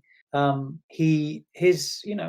lots of a time of unequaled peace occurs, and I'm sure that other stuff must be happening to the Dark Elves at this point. They're possibly fighting chaos or something else, or building up their resources for a counterattack, because they've essentially been thrown off of Ulthuan by the Slayer, by Nephilis. And you get Belcorhadris the scholar, and he wants to gather as much information as possible. So he's gathering all kinds of lore and history and wisdom and knowledge to him, and decides to build the White Tower of Hoeth. So this is his major legacy, where he wants to store all of the knowledge and for the betterment of the elvish race. And he also starts a thing called the Book of Days, which is sort of like a census or a history of the elves, because he's starting to recognize how important that sort of thing could be. And he also founds the Order of the Lawmasters of Hoeth, and the Order of Swordsmasters. Yeah, and it's interesting the way that they're presented, because it seems like they were wandering, they were already there as a sort of loose order and I like this, because they feel a little bit like samurai or something. They're wandering the realms anyway, but they get attracted to this place because it becomes a place of learning and wisdom and control, and that's all what they're kind of all about, is sort of mastery of themselves. I don't know if this has been an oversight, but I remember reading about these guys in the War of the Beard. So about the Swordmasters. Yes, Swordmasters. There's been similar battle formations before, but they weren't technically these Swordmasters in the War of the Beard. If you go by the later fluff, if you go by the earlier fluff, they are. Yeah, it's a bit confusing. Yeah, it's you have to. All of the archetypes did exist during the War of the Beard. Like you had the spearmen, the archers. These different kinds of spearmen and archers, and reavers and knights and stuff. They've not been codified into the form that you see them in the reign of Finnebar the Seafarer, which is when all the books are published, essentially. Can I see that? I wonder if he built the tower after, because all of the floating cities of Safri was destroyed at this point, the old ones. Yeah, there's loads of interesting ways that the various kind of eccentric mage princes or wizard princes of Safri get described. They're all kind of like interested in weird little things, and one of them, I think there's a name of one who's sort of interested in just growing green things. So his floating, wizard tower is covered in sort of ivy and has these massive gardens full of interesting rare plants and breeds of flower and stuff like that. So you kind of get all these very eccentric mages who are interested in just gathering knowledge and learning about the world. I didn't know about that though. So there was some sort of central government location for Safri, and that was destroyed. Yeah. One of those the greatest of those cities was destroyed during the Sun Reign. He had to build the White Tower to replace it. During his reign, they have an increasingly difficult time with all of the wildlife in Ulthuan as well. All of those lovely chaos-corrupted wildlife from the Anuli Mountains. Mountains. So Yeah, they have to spend a lot of time sort of fending off those. so he did his first decree as Phoenix King was, we're going to have a great hunt. Hunt manticores, hunt hydras, hunt whatever else you can find living in the mountains and kill it. Wolves. Yeah. So he reigns for quite a while, and nothing really that bad happens for all intents and purposes. He reigned until 499 of the imperial calendar. So he lived. How long does he live for? So that his reign was from 691 to 499. He's quite a long-lived one. Yeah, so it's almost like 800 years. Yeah, that's a pretty long time. And he's one of the only Phoenix Kings to not be taken to the Isle of the Dead to be buried, because usually when a Phoenix King dies, the mysterious Phoenix Guard turn up as if they knew when and where to be, and they whisk away the body of the Phoenix to the Isle of the Dead on a white ship. They do know when and where to be. That's why they can't speak. That's why they can't talk. Yep. They've sworn an oath of silence. That's why they cause fear. Yeah, in some books. Yeah. In some editions they do, and I'm very glad of it. Because in other books they're completely overlooked. They get a ward save in 7th, I think.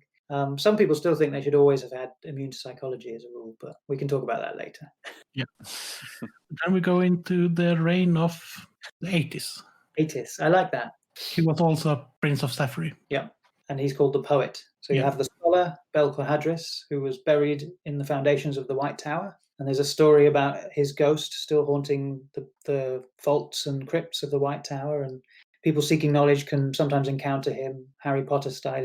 Yeah, and that's why they generally take the Phoenix Kings away. Yeah, because otherwise So then Aethys the Poet inherits the crown. And this is often, his reign is often counted as the sort of high watermark of elvish culture and society. So this is when all of the great works of art, the magnificent weapons and armor and acts of craftsmanship get created, and some of the greatest works of architecture probably get created as well. They talk about a lot of things in the books. It's like a bit of a renaissance, I guess. Yeah, this is the high point of elven society, because during this time it's also when they stop reproducing in a great number. Yeah. So every elf that dies doesn't get replaced in any way. And they've had peace now for almost 800 years, haven't they? So it's a long time. That's not good for elves, is it? Not really, as we'll find out. Yeah, but then this time they did carve a 500 feet high griffin out of the mountain next to the Griffin Gate. Yeah. And this is the time when the Lothern grew from, well, it was a city. It was technically a city before, but it became what it is now. What it is in the current time. Nothing becomes the chief trading port of the whole world. Becomes the biggest and most wealthy trading port of the whole world. And there's also some discussion about the beautification of Schrace, which I find interesting. So for some reason, I guess Schrace must have been quite ugly, and it might have been quite ugly to the eyes of the king. Aethys decides he needs to beautify it, and instructs sculptors and artisans to go around, creating beautiful statues. And these lovely pine forests full with wildlife and lovely streams and rivers, they're not good enough. We need to carve something out of the mountains. Well, I'm just imagining giant Washington Monument type elf faces in the mountains of Schrace, that sort of thing.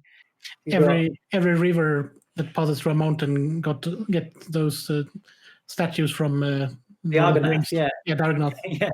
Just everywhere they can put them. Just like you're playing Sims and needs to get your sim happy. And I'm gonna place 8 posters on this wall because they give bonus to happiness. Something like that. Yeah, or civilization, when you have to build some sort of wonder of the world to give your... Yeah, exactly. Yeah, that sort of thing.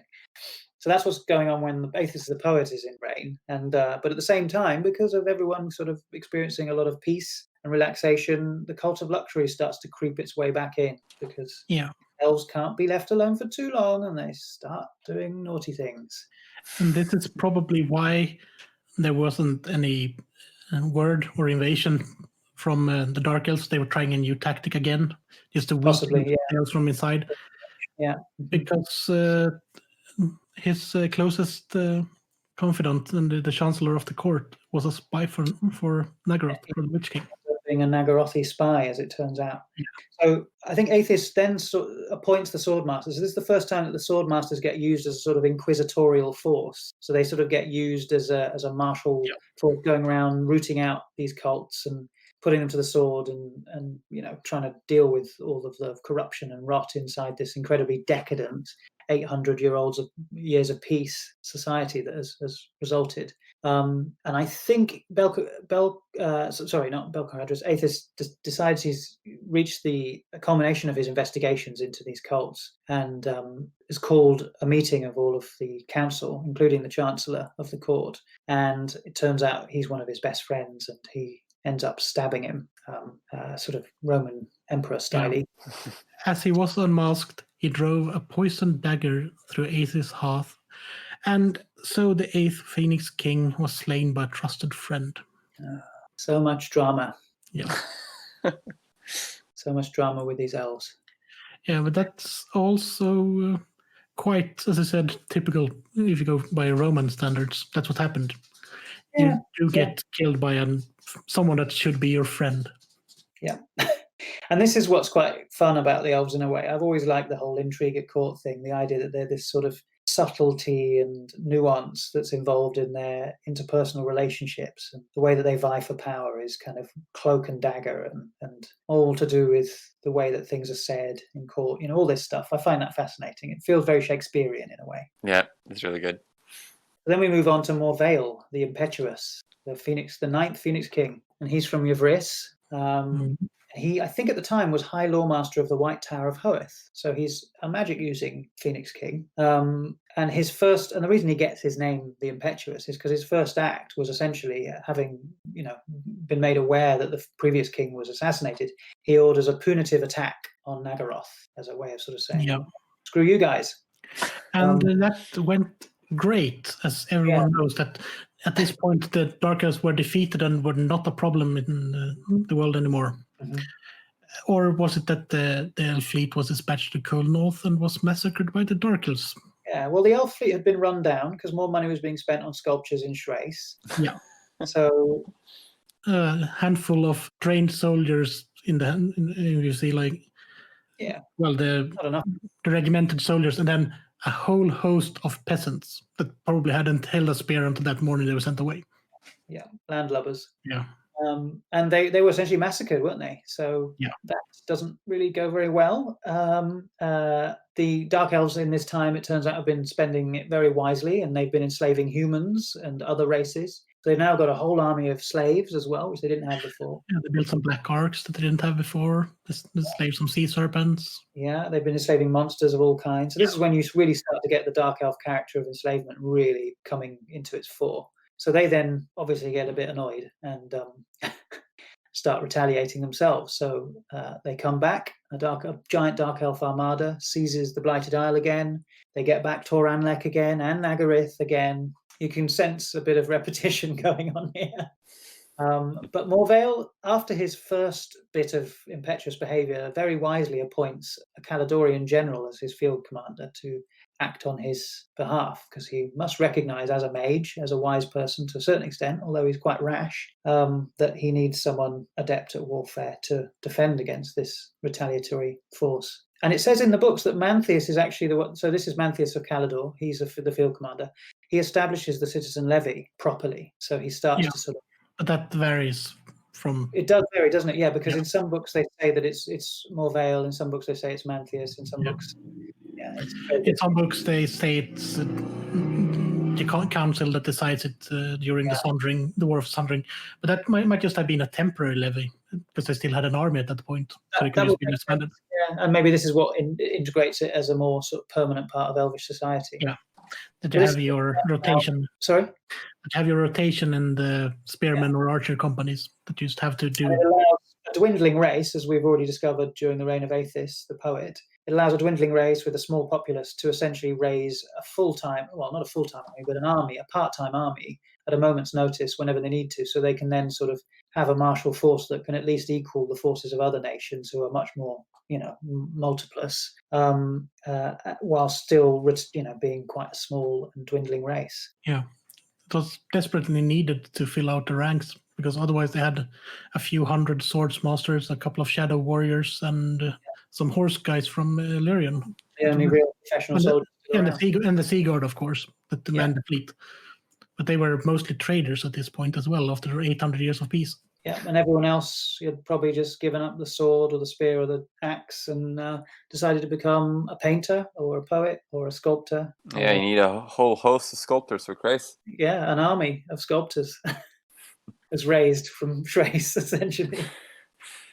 So yeah, Morvale becomes this quite grim, dark, and somber character because he is also trying to root out the Slaaneshi cults at the same time. So, and he's also conscious of the fact that he's probably woken up the Dark Elves and brought them back to Ulthuan. So he feels quite conflicted about his role in that. His impetuous and rash nature has come back to haunt him. So, and he's always signing these death warrants for cult leaders and things like that. So he becomes quite worn down by all this because he oversees almost a century of warfare and strife between elf on elf warfare. But he does build the Fortress of Dawn and the Citadel of Dusk. Yeah, the fleet bases of the new and improved Elven fleet, because they did improve the Elven fleet at this time because they had to. They were fighting off the Dark Elf slave ships and trying to protect Ulthuan and the world from the Black Arcs. So they realized how important it is to keep their navy at full strength. Yeah. And the fortress has also protected the trade routes, which it needed to stay alive. And to Lustria. Yeah. So the Citadel of Dusk is basically on the Cape of Good Hope at the bottom of the real world. And the Fortress of Dawn is in Cathay. So I'm not sure where that would be analogous to in the real world, but it's essentially just the gateway. It's like Singapore, isn't it? Yeah, probably would be like that. Or Hong Kong, maybe. Since Australia doesn't really exist, it might be somewhere there as well. Could be, yeah. I think it varies from different maps as well, because I think most of the maps we see are drawn from either copies of maps or like empire maps. Yeah. So he builds those those impressive Fortress of Dawn and Citadel of Dusk, and eventually, when the war between the Dark Elves reaches its peak, Mantheus of Calador is besieging Tor Anlec. So he's brought the fight to the Dark Elves at their historic capital in Nagaryth. And while this siege is happening, Morvale the Impetuous, the Phoenix King, has become racked with all kinds of guilt and gloom. And he secludes himself in the Shrine of Asuran to await the outcome of this siege, because he thinks it's going to be the deciding part of the conflict. But before he gets the news that Anlec has fallen to Mantheus of Calador, and he hears that Mantheus has been slain along with his dragon Nightfang, who goes berserk and slaughters all the elves. They tend to do that, dragons, when you kill the rider. That's their behavior when they get some freedom. So he becomes Morvale is really depressed and basically abdicates the throne by walking into the flame of Asuran again. So he burns to death. And obviously he hasn't got the protection of the priests at that point. So he's probably, the second Phoenix King to commit suicide? Oh, yeah, or the first one was either suicide or suicided. Suicided. I'd say two. Yeah. You've got one who's death by water, and then this one's death by flame. Yeah. So no mortal frame could twice endure such a trial. From midnight until noon the next day, Morvale's body burned upon the sacred pyre. As the sun reached its apex, a cold wind from the north gathered up his ashes and scattered them across the inner sea. And thus ended the reign of Morvale the Impetuous. So then we get Bel-Hathor the Sage, and this is the penultimate Phoenix King before we get to Finnubar, who's the one that is reigning in the sort of current timeline. So he's the 10th Phoenix King. He's called the Sage because he's very wise. He also reigns for the longest, I think. I'm not quite sure. He's one of the longest for sure. He reigns for 660 years. It's a decent go at it. Not quite as long as Belcorhadris, the scholar, but close. I mean, we're talking hundreds of years here. It's insane. I was like that in the game whenever one of my elves gets killed. It's just another 600-year-old elf. No problem. Yeah, and we should mention that during his reign is when the true rise of mankind actually takes place. When we finally the Empire and Bretonia starts to stop being like squabbling small peasant states. So this ties in with the founding of the empire and Sigmar, reuniting the tribes. And then I guess Bretonnians, I'm not sure what the history of the Bretonnians is in terms of how they get civilized. Gil the Breton unites them against the orcs and unites the different parts of the kingdom. It's a bit later than the Empire guys, but it's similar. It's during this era. What I always like about Bretonnia is how so much of the old elf colonies was in Bretonnia. So you get a lot of the Bretonnian castles being built on old elvish remains. Yeah, Toralessi is what town again? Anguil, I think is what it's called. Yeah. And then you get, the close relationship between the wood elves obviously developing as a result of that. So you get a lot of the legacy of elvish colonization happening in Bretonnia and Athel Loren. Yeah, and a similar court, I guess. Yeah, that's true. Yeah, and a sense of sort of, I guess the Bretonnians are always seen as a little bit more hoity-toity than the Imperials. Yeah. So you get that connection as well. So yeah, you've got Belhathel the Sage, and he is apparently the obvious choice as a successor to Morbid Morvale the Impetuous. In the fact that he isn't a warrior king. Yeah, and that's something they're looking for. But there's a bit of a conflict amongst the council at this point. They're not quite sure who to make king, because some of them do want a warrior king. They can't quite decide. But eventually Belhathor is decided on. And he's another wizard prince of Safri, another eccentric, just like Belcohadris. There's an interesting naming convention getting brought in here. Clearly, everyone from Safri has the word Bel before their name for some reason. Maybe it signifies being a male. I don't know. I like that kind of detail. It's interesting. Yeah, he did have an ally or competitor that did travel the world, though, and that is Finnabar, the Prince of Aething. Yeah. So Finnabar sort of being is sent off to find out more about the old world and the human races living there. And he spends something like 60 years wandering, which is obviously the lifespan of most humans at that time, just finding out as much as he can. Yeah, indeed. It's also at this point that Belhathor orders the enchantments and the magic to form the Shifting Isles that protect the eastern coast of Ulthuan from invasion. Yeah. Because, I think partially because human explorers eventually land on Ulthuan and discover it, and he doesn't want that to really happen again. And he says he doesn't want humans to set foot, so he demands an edict and says this cannot happen again. We can't let people just come willy-nilly. So that's one of the edicts. But as Finnabar's exploring the old world, he starts to realize how much of an ally humans could be, and so counsels with Belhathor and says, look, we really could do with these guys as allies. We're a dwindling race. They are clearly making advances quicker than we possibly could. So we should have them as an ally. So he reverses that edict on the Council of Finnabar and allows them to access really just Lothan from all intents and purposes. And that's when Lothan get their foreign district, which is basically, well, we don't have elves to fill all of these houses. We could just hire them out to merchants. Yeah, at exorbitant rates. Yeah. Yep. Probably cheap for an elf, actually.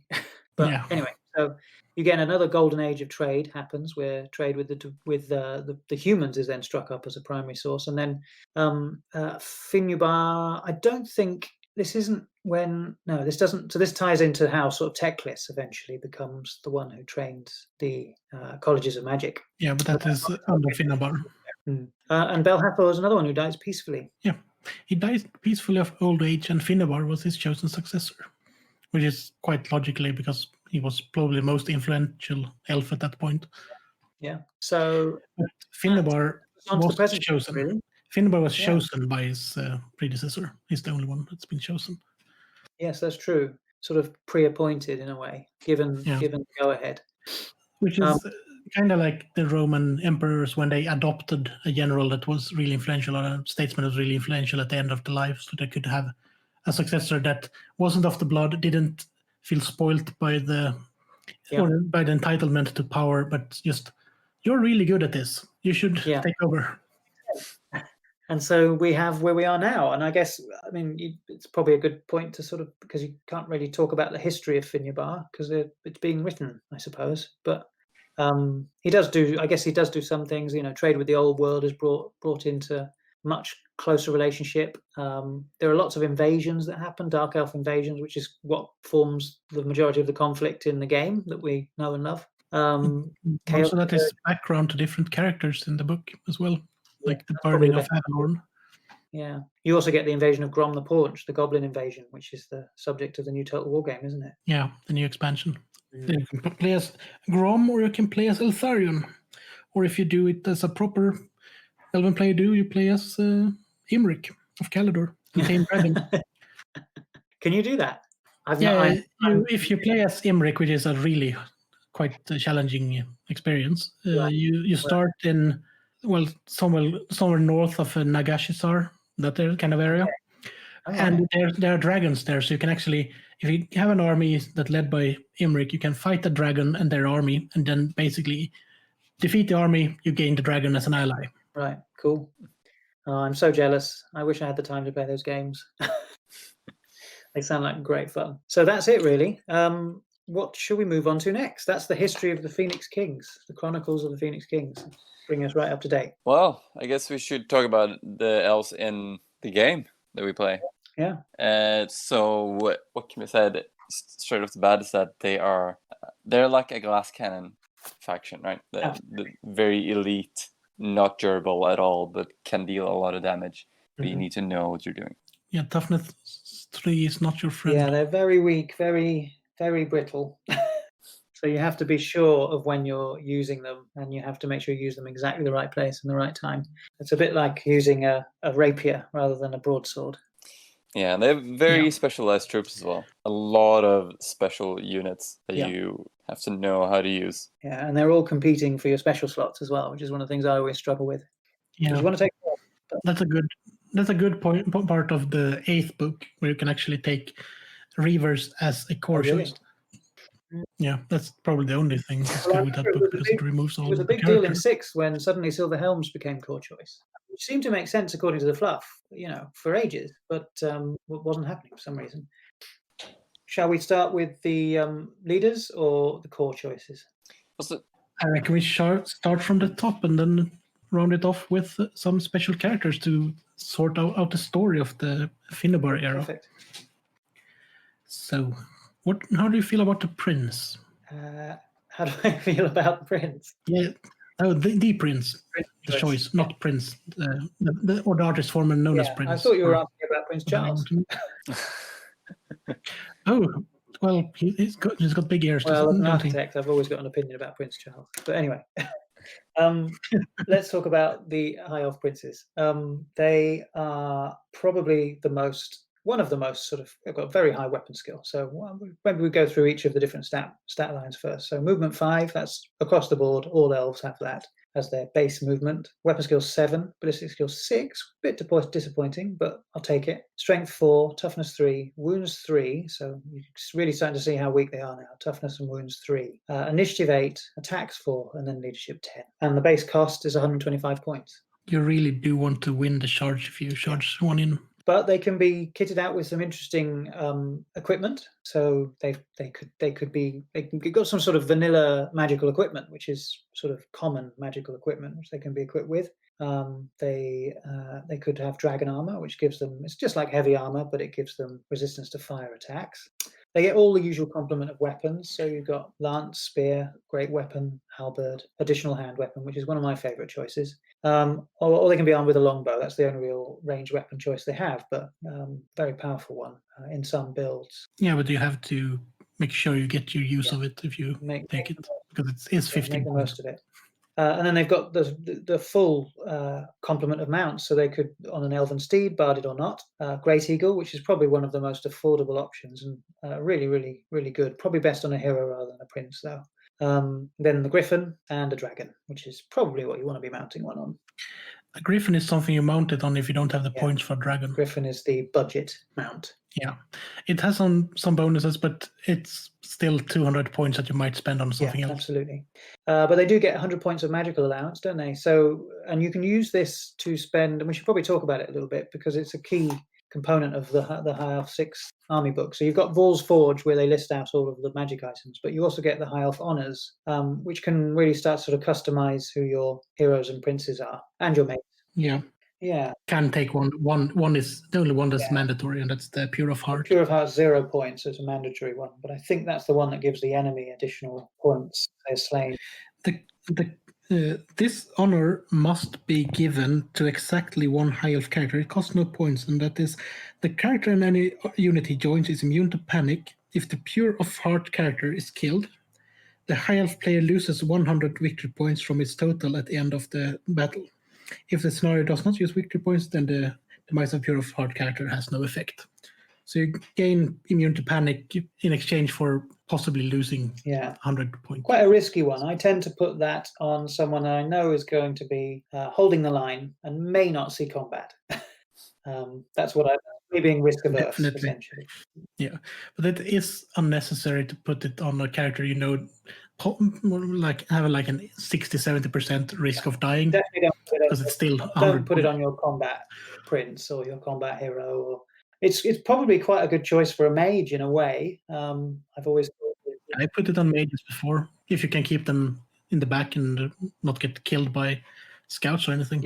Yeah, or if they're ensconced in a spearman unit or somehow safe, otherwise safe. Quite a good choice. True. Then you've got Lion Guard, which is a weird one. This is an interesting one to bring out because it's one of the ones that has an impact on the rest of the army list. Because if a character has this honor, costs 45 points. It says here, the hero is lauded amongst all elven kind for his total devotion to the protection of Ulthuan and his unswerving loyalty to the Phoenix King. And the character comes equipped with a lion cloak, so he automatically gets the rules associated with a lion cloak, which is part of the sort of standard High Elf armory, the sort of vanilla specialist armory. Yeah. He leads a stubborn, and if you include a character with Lion Guard, then White Lions become a special choice instead of a rare choice. So it's quite a good way to free up a rare slot if you want to. Yeah, but you do bring it into a highly contested special choice slot instead. But if you want an extra bolt thrower or a brace of eagles, it's quite a good way to give yourself an extra rare slot if you really want to include White Lions. And the Lion Cloak is pretty much the same thing as the Sea Dragon Cloak in a Dark Elf army. Versus missile fire. Yeah. So no bonuses in close combat. So that's an interesting one. Quite expensive as honors go. 45 points is starts to sort of clog up the points allowance. It uses up almost the entire points allowance of a hero, and almost half the points allowance. Yeah, but it do give you the possibility to have a stubborn unit of what they call White Lions and a stubborn unit of whatever else if you use that. Yeah, that's true. So if you're playing the sort of stay put game and you're really just trying to be an implacable rock force that they just have to clash against time and again, it's a good one to go with. Yeah. So then there's Lawmaster, which is a really fun one. It's 40 points. Do you want to read this one out, Chris? Sated by his training in the martial arts, the character has now embarked upon the path of the mage. And that is, the character is a level 1 wizard. Note that he may not cast spells if he's wearing armor. Remember that barding for his steed will not affect his spell casting. So basically, you can turn a fighty hero into a magic-y hero. It's quite useful. Some interesting pretty nice. There. If nothing else, you get bonus dice. Yeah. Yep. The spell dice, power dice. If you've got a spell that you want to get off, you can try and get it this way. It doesn't really stack that well with other magic items because generally, if you've got a fighty character and you want to make them into a mage, then you don't really want to be spending points on dispel scrolls for that character or something like that. You generally want to be giving them a bit more protection, probably like a ward save or some armor or a decent weapon. So it's a bit of a weird one, but it's fun. Yeah, it could potentially be useful if your enemy targets your character with a spell that destroys their armor. But that's a really, really low. That rarely happens. And in fact, the people doing that the most are the High Elves. So yeah. The next one is Swordmaster, and this is one that we should point out had an addendum in different versions of the book. Yeah, I have the FAQ'd one glued into my book the old-fashioned way. I think I've just got the reprint here. So I can't remember what the old... I think the addendum is really just telling you that it can only be a character on foot. That's it. That's all it really does. Yeah. I think people were starting to combo it with mounted characters or characters on dragons, and it was a bit much. Yeah, character on a dragon that has killing blow special rule. That's... So this is Swordmaster, 40 points, character on foot only. Trained by the adepts of the Tower of Hoeth, the lethal skills of this warrior are justly fabled. The character is equipped with a great weapon and may not take a magic weapon. So I think that might also have been an addendum. I'm not sure. Instead of striking last in any turn he does not charge, the character will strike in initiative order, as explained on page 68 of the Warhammer rules. The character also gains the killing blow special rule. I think this has probably got to be one of the best ones you could give a hero, to be honest. Yeah, it frees up all the points you want to put into weapon for armor and talismans and stuff like that. To be honest, they could have easily made this a weapon that gave you the killing rule, and it would have achieved the same effect potentially. But yeah, that's the Executioner's Axe from the Dark Elf book. I think 60 points or something like that. 60 points, but anyone can carry it. I think it's that's And you're not limited to being on foot or nothing, and you have a magic weapon instead. Whack someone on a black dragon with the Executioner's Axe, and they become an absolute beast. Better combos. So the next one, those for the first sort of 4, I guess, are really designed for combat or heroes, hero type characters, and the next 2 are really just optimized for mage characters. So we've got Seer, which is probably my favorite one. The laws of magic hold no surprises for this mage. Countless hours of painstakingly study mean that no spell of worth has escaped his keen eye. Also, he has to pay 30 points for it. Pretty reasonable, though, given what it does. Yeah, mage only may choose his spells instead of rolling for them, which is really powerful. Brilliant one. Yeah, no more having to hope to roll for the good spells and just getting similar spells. You can just pick and choose your arsenal. Yeah, it seems like a no-brainer if you're getting a Wizard Lord. Yeah, it's almost an auto include for an Archmage. It is also quite evil to have this one if you get certain campaign rules that we've been running, and you all of a sudden have the book that gives you irresistible force on every double. But that was my Archmage had in our campaign games last year. Then is that how? Yeah, okay. Yeah, it was campaign stuff, Option for War of the Beard list, then, isn't it? Yeah, it is, because then you have like a 150 point limit, I think. So then the next one's Channeler, which is probably the weakest one, to be honest. 10 points, so it doesn't chew up too much of your point allowance, but I don't know. I think it's a little bit weak. So the mage acts as a conduit through which raw power flows. Mage only may cast with a maximum of +1 more power dice than normal. For example, level 3 mage may use up to 5 power dice in an attempt to cast a spell instead of the usual 4. So this sort of ties to the way that I think, obviously elvish mages and mage casting heroes get all sorts of benefits because of the fact that they are high mages and they're supposed to be the best mages in the whole of the Warhammer world. So they get an automatic free spell, which all of them know, called Drain Magic. But they also get +1 to dispel from against any spell that's cast. So that means that they're just better at sort of dispelling other mages' spells. And they get, I think that's it really. I always used to think they get an extra power dice or something, but that's something else entirely. Isn't that Dark Elves? If they use dark magic, I think. Like the bonuses, the extra bonus with Rain Magic is if you use high magic. I guess Channeler is the way that they can do that. They will get an extra power dice from having that. But I always find it's a bit complicated because if you put it on a low-level mage, then they don't really get a huge amount of power dice anyway. And really, as rules is written, all it really means is they can roll an extra power dice. It doesn't mean they get an extra one. So they're not getting an extra one to the pool. They can just roll 1 more than they usually would be allowed to. Yeah. So I don't think it's that great. No. But that's what we are. And in terms of equipping a prince, you've got such an amazing selection of magic items, which we'll discuss later once we've gone through everything. It's really easy to get bogged into magic items. But trust me, there's some of the best in there, and you can. One of the things that, just to give a sort of an overview, one of the things that this book really allows for is you can really turn high elf heroes and princes into real tin cans. Essentially, they can be really hard to kill.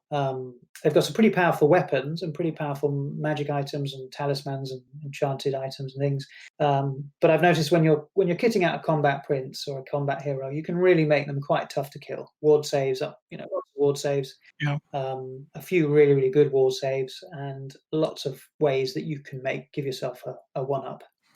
And all of a sudden you have your characters cost about a half of your army. Yes, that's very quickly happens, especially when you're putting them on a dragon. Yeah, dragon is 320 points. Yeah. So on top But then, should we move on to the next one, the Archmage? Yes. So the stats are a bit different because it's not a fighting character. It's only have a weapon skill and ballistic skill of 4, strength 3, and then toughness and wound 3. Initiative 5, attacks 1, leadership 9. There's one less leaderships for 220 points. Pretty pricey, but it is an Archmage. Yeah. Then we have also an Archmage is a level 3 wizard. He may choose either high magic or any of the 8 lores described in the Warhammer rulebook. Yeah, so they just get access to everything, don't they? Apart from dark magic and wild magic and necromantic magic. Yeah, but all of the major that everyone can use. Just because if you look at the Wood Elf book, they are very limited in which lores they can take, and the same with the Dark Elf book. I think they don't have the Tower of Hoeth to study in for hundreds of years. Yeah, that's it. Belko Hadris' legacy. And of course, you can upgrade to level 4 wizard for 35 points, or you can ride an Elven steed that can have barding, or a great eagle. That's probably my favourite choice, to be honest. Only because I just like the idea of an Archmage bombing around on an eagle, zapping people. Yeah. And the combination of honors and magic items for up to 100 points, which is nice.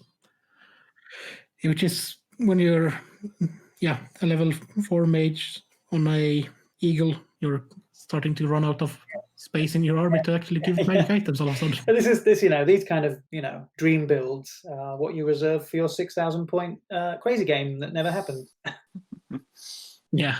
The one that you think will happen one day, and maybe it will. Yeah. So then we move down to the heroes, the much more reasonably priced heroes. I think they probably are they are reasonably priced for what they are. I think they're probably quite efficiently priced. So you've got the commander, and this one can also be your battle standard bearer. So for an extra 25 points, they can be the BSB, which means they can be equipped with a magical banner. But when they do, they lose the ability to wield any other magical items. And I think they cannot be mounted on anything. So you can't mount them on the Great Eagle. They would otherwise be allowed. You can mount it on a horse, but not an eagle. Or not eagle. And this is where we should mention the rule Intrigue at Court, which was skimmed over. But the general of the High Elf army is determined randomly. Line up the characters and roll a dice. The number is the character nominated of general. If you roll over the number of characters in the army, then the general is selected as normal instead. So it's kind of random, but if you've only got one hero, then you know who your general's going to be. It can be a bit annoying, I think, when that happens. But who your general isn't a major deal, in my opinion. No, and if you're playing a lower points value game anyway, you probably have one or maybe two characters. And because of the cost of the character, you tend to not have a huge amount of heroes in your army anyway. Yeah, I heard some people really like this rule, some people don't like it that much. I think it brings a lot of character to the elves. It really gives you the sense that they're flavorful. bickering. Yeah, I like it. I think the people that don't like this rule is the same people that wants the war rule out of the Orc and Goblin book. Like 9th players. Yeah, let's take out all of the weaknesses from an otherwise perfect thing. Yeah. And the reason I mentioned the Intrigue at Court rule now is because this rule is the only way the battle standard bearer can become a general in the army. Mm-hmm. So as a commander, you can buy him for 70 points or her for 70 points. They can be the battle standard bearer for an extra 25 points. The stat line's pretty decent. I like that there's an equality between weapon skill and ballistic skill, unlike the prince. So movement 5, weapon skill and ballistic skill 6, strength 4, toughness 3, only 2 wounds. So really fragile. Initiative 7, attacks 3, which is nice, and leadership 9, which is pretty decent as well. Yeah. They get 50 points of magic items. They can be equipped with all the same things that prince can be equipped for, but for about 2/3 of the price. And they can be mounted on a Great Eagle or an Elven Steed. My favourite is obviously Great Eagle. It's a great combo for a hero or a commander. Fly them around, smash them into the side of a unit. They can take things on their own, commanders generally. They could take a unit on, a weakish unit on their own. So it's a good way to be able to sort of just wipe up stragglers or with a combined attack with other units, which is really the only way that elves should ever be played, then he's a great addition to any tactic you want to employ. Yeah, I've used one greatly to enhance a spear wall, basically. just having standing there like an immovable object because he's so much more durable than the rest of the elves in the unit. Yeah, you can for 50 points as well. You can make him pretty unkillable. 50 points. Yeah, you can give him what we call the bracers of defense. Give you the bracers of defense. They are pretty nifty. If you just want him to not move, and if you want him, you can the entire unit. If you want to risk it, the entire unit can be immune to panic as well. So commander's a great choice for a hero. I've seen people build armies where they don't include any princes at all, and they just have loads of commanders. A prince is only really needed if you want a dragon. I think you're right. The difference in combat prowess isn't that great between them. It's just maybe the +1 leadership, but then you can get that leadership from other things like the tome of blanking on everything today. But you know what I mean, right? We maybe will mention it later if we get a chance. But it's usually a bit of a vortex. All of the magic item sections of books. Yeah. So the mage, which is not that dissimilar from the archmage in stat at all. Just have one fewer wounds. They're basically the same. Yeah. 95 points, and even the upgrade costs are the same for the level 2 but no great eagle to ride. No, sadly.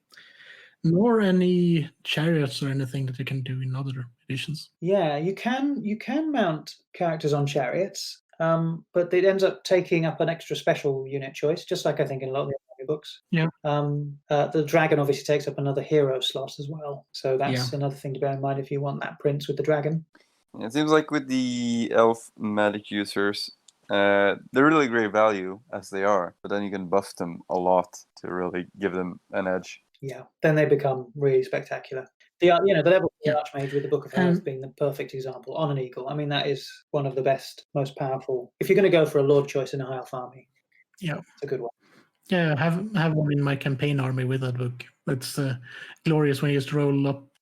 Yeah, I'm gonna depend no matter what spell, offensive or defensive spell you use, it's just so much better when it's cast with irresistible force. And when you're on the back of an eagle, you can draw a line of sight almost anywhere. You just put him where you want him. Yeah. Eagle gives him a bit of protection from armor save. If you put him close enough to other units or behind other units, then he won't be the closest target, so it'll be hard for him to be charged or targeted by missiles. Yeah.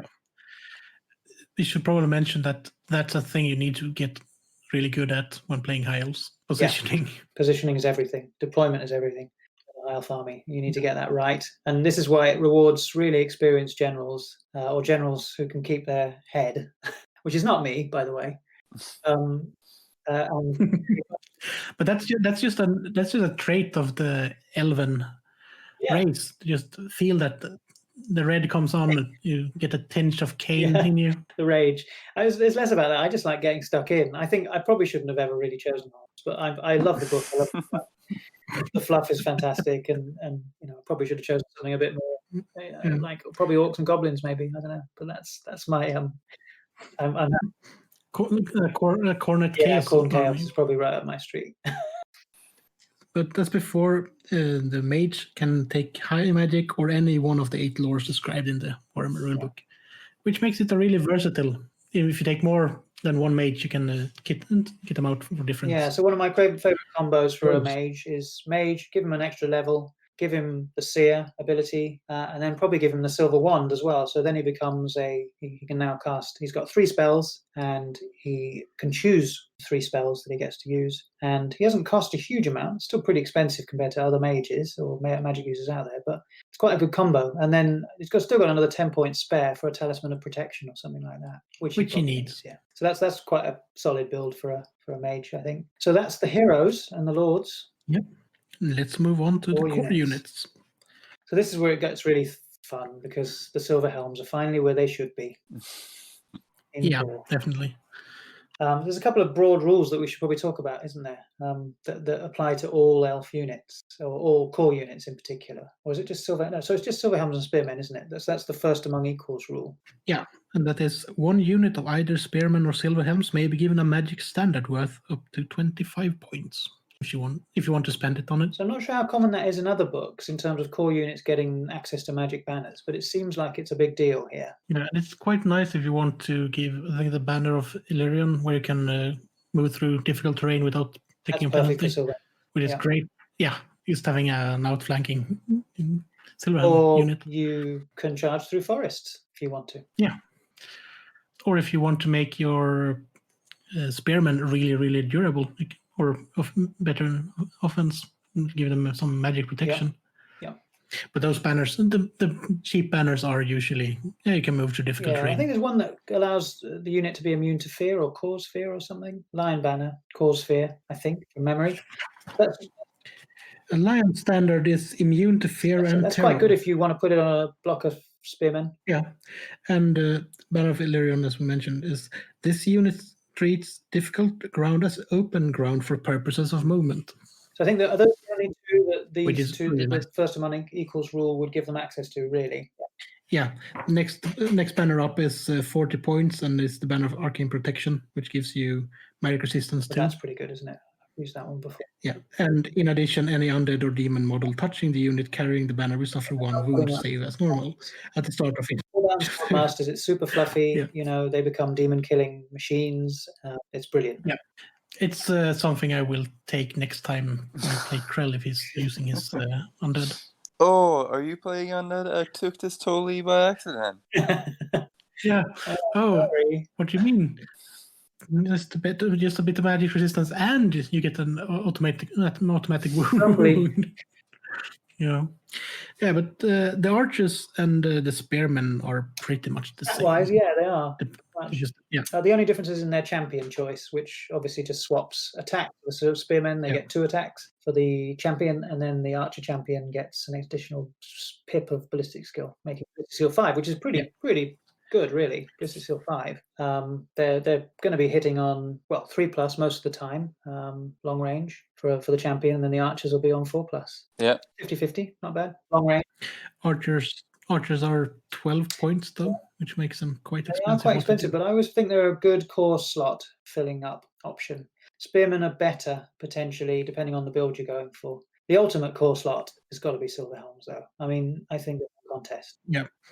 As we mentioned with basically every choice here, it depends on the build of your army and the theme of your army. What you're doing. Yeah, Silverhelms with the banner that allows you to move through terrain. It's just such a solid core choice. Brilliant core choice. Yeah. And if you're going MSU as well, you can have 3 different small units of Silverhelms. Keep your opponent guessing.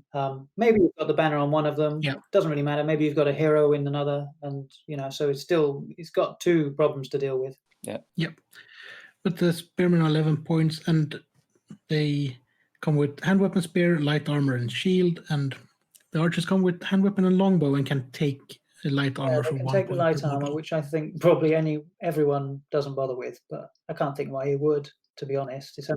If you have those armored models. Yeah, if you're playing WYSIWYG, yeah, absolutely. Yeah, that's probably the only reason I would take them, because it doesn't matter if they get charged, they're dead. At the moment they're charged or about to be charged, I just forget about them. Because they are. Probably also, yeah. Should probably also mention that everyone with a spear in the High Elf book fights in 3 ranks. So that's a fantastic rule. If they're charged, they fight in 3 ranks. Most other units with spears in other armies will fight in 2 ranks if they're charged.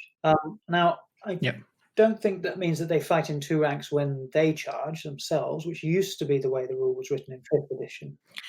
In 6th edition, it's just a flat fight in 3 ranks with spears. So whether they charge or not? Okay. So I always thought it was when they were charged, but only. No, it's in the 6th ed, it's just fight in 3 ranks with spears. That's how it's written. Used always. Yeah, which is why it makes sense to always have at least 3 ranks in a unit. That's a given, really. I remember with archers, it was always very impressive in 5th edition when High Elf archers suddenly got the ability to shoot in 2 ranks, and no other force could do that. But then in 6th edition, the general rules got introduced that any archer unit could do that if they were mounted on a hill, which is what High Elf archers get essentially. I think they only fight in 1 rank though if they charge, because regular spears, I'm looking in the rulebook now, it also says fight in 2 ranks. But it's only when they get charged or when they're stationary, but it doesn't say that here. Yeah, that's the reason I thought, but I don't know. We could have a little. I haven't got the book here myself, but I always thought it makes sense because ultimately that's what spearmen are designed for, is to be charged. Yeah. I have the book right in front of me, and it just says fight in 3 ranks with spears. Yeah. That's all the book says. And in the core rulebook, spears it says fight in 2 ranks. but I know that's written somewhere else. But trying to find something in this rulebook is Have you checked the summary at the back? Sometimes it's like that's Harrow Safari. So we leave you to it, and maybe you have found it before we can find it. Yeah. Then since we mentioned Silverhelms, we're going to come to those in a second. We have the 0-1 choice of Lothian Seaguard as well in this book, which is 15 points, which is 15 points to money. Yep, they're very expensive. They're one of my favorite units, just because I love the idea of the flexibility. But as with all units with flexibility in 6, you pay for it. So the fact that they can act as your archers and your spearmen at the same time, they can stand and shoot. That's quite fun. They're pretty tough. They can do the fight in 3 ranks thing, but they only have a normal bow, so their range is reduced on an archer. So they're actually not as good as archers. They're not really a hybrid of archers and spearmen. And they're 15 points per model, which is the really pressing points. And they go up to 16 points per model. Yeah. That's the sticking point. They don't come with shields. If they came with shields, they might be a contender, but they don't. On the counterpoint, though, if you play the Seaguard list from the Storm of Chaos book, then they start to shine. And I think they get reduced. Their cap is increased as well, so you can have several units of them, even not just one. Yeah, you can. You have to basically. And the fact is that you get that like the thing, what they call it? I think it's an honor room that the Sea Lord has that gives you the pre-game bombardment when everything with the bow can shoot. Yeah, it's crazy. That's a crazy list. Good fun. Yeah, but that's what. There's a reason some of this Storm of Chaos armies aren't really used as much in organized settings. Bit OP. Yeah, they can also take magic items and magic banners in the Seaguard list. So obviously all 3 of these core units, these infantry units, they all get the normal upgrades for musicians, standard bearers, and champions. Bit more pricey for the Lothian Seaguard. There's an extra points for each of those. Yeah. But then we get to the best one, Silverhelms. Yes. They're 19 points, which might sound a bit steep, just as a standard, but they're good enough for it. Well, as a Kissel player, I would say that's really cheap, but they come without a lot of equipment. That's true. Right. So at that cost, they're going to be base armor save of 5 up, I think. So they come with.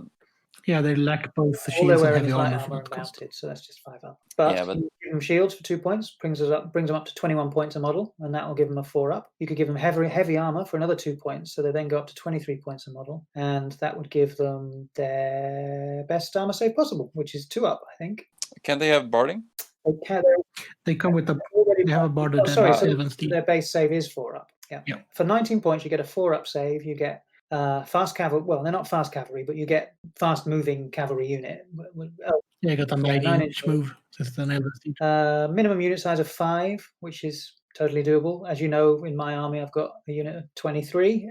It all depends on which I will split up in different ways. But they're great. Yeah.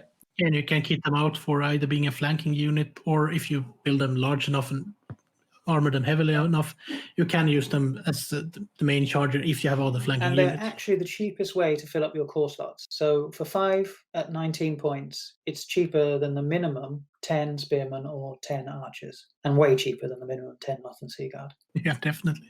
So that's why they're probably the best core choice in my opinion. They're most flexible.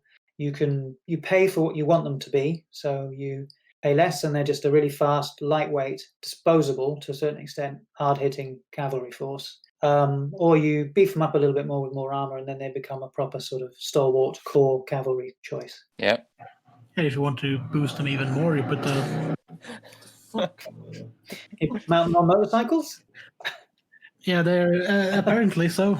There's a really long piece of straight road right outside, which is why people tend to speed a bit and just have a bit of fun. So I'm not going to cut this out, so it's just a bit of fun. A bit of trivia for where I live. So we've done core. Should we move on to special? Yeah. And then we have the Illyrian Reavers. That costs 18 points as base. Yeah, so 1 less point than a Silver Helm. And you got a unit size of 5, a hand weapon, light armor, and spear, and an elven steed. Yeah, they're an interesting choice because there are sort of 2 or 3 ways you can use them, really. You can either use them as a I mean, maybe Niklas can tell us about this, because they essentially are, the equivalent of all the different Kislev. Yeah, well, you can use them as a used to arm with spears as a flank charging unit, or you can use them as a ranged unit to harass from afar, or you can use them as a hybrid. That's what I would say. The hybrid's the most expensive choice. I can't remember how much it is now. Something like 24 a unit, maybe more. Yeah. Yeah, you got 18 plus 6 points per model for. I think that's something that will look great on paper, and you would think of all kinds of crazy good ways of using this, and then after one game you would realize that this doesn't work, and then you would go for one or two ways. Yeah. It depends on what you're using them for, as we've said with everything. You can if you use them as a flanking unit, you probably don't need to give them bows. If you use them as a war machine hunter, you could use them as a hybrid or just bows. Yeah. My favorite choice is keep them cheap. Just leave them with the light armor and spear, and good to go as they are, to be honest. And that's probably the most effective use of them. Yeah. Flanking, rank negating, light cavalry. Yeah, it depends on what the rest of your army is, I guess. And I noticed with my horse archers is that they're capable of just engaging units even though they don't have any spears. If you just have bows and just harass the enemy until you can charge something in the flank, it will probably be good as well. You don't really need the spears to be able to take out some unit that's not meant to fight anyway. That's true. True, yeah. True. And they are fast cav, which we didn't mention. Yeah, and I kind of when I think of an Illyrian Reaver, I think of a bow-armed sort of step cavalry. Yeah. And it's nice to sort of, because they had so many different models back in 6 as well. Got a unit of 12 of these guys armed with just bows, and they look fantastic. They're sort of shooting in all different directions, and they've got that kind of fast-moving cavalry thing. And I remember one of the rules in 5th was that they could fire and flee, which they can't do now, but it just felt like the right use of a sort of harrying, annoying little light cavalry unit. It's exactly how you want to use them. Goad the enemy. Yeah. And as we said, most of the miniatures are really good looking as well, from all generations of the. So interestingly, I think I have like 20 Isle of Blood ones. Oh yeah, those ones are beautiful as well. It's just a shame that they're made of plastic. No heft. No heft at all. If you just put fishing weights or something in the people tell me that. Or inside the same. Center of gravity is wrong. But if the horse is hollow, you could just fill it with the lead. Yeah, people have told me that as well. The next one is the slightly worse version of the Dragon Princess of Calidor. Because they're not the War of the Beard. They're special units now. They were always rare units in previous editions, so that was also a nice surprise when 6 came. Yeah, and you have 0-1 limit on this one, and they are 26 points a model. That seems like a lot, doesn't it? But they are superb. Yeah. For 26 models, 2 points per model, you do get hand weapon, lance, dragon armor, and shield, and an elven steed with Ithilmar Barding. So they basically got all the kit they need straight away. They're already on their 2-up save. Their stat line is what you're getting them for, though, really, because the Drake Master and the Dragon Prince, Drake Master being the champion, Is it a 1+ save? Is it 1-up? Isn't the Ithilmar or the Dragon Armor? Isn't it 4-up? Dragon Armor's heavy armor, essentially. All right. Yeah. And then you get the Ithilmar Barding. As mentioned, is +1 to the model's armor save like ordinary barding. However, there's no reduction in the movement rate of the model, which is really nice. So they retain their movement of 9. Yeah. So that's great. And they've got weapon skill 5, which is really good. There's only one other unit in the list that has a better weapon skill than that. Strength and toughness 3, though. Wounds 1, initiative 6, attacks 1, leadership 9. So they're a special unit or a sort of a rank and file unit with a leadership of 9, which is incredible.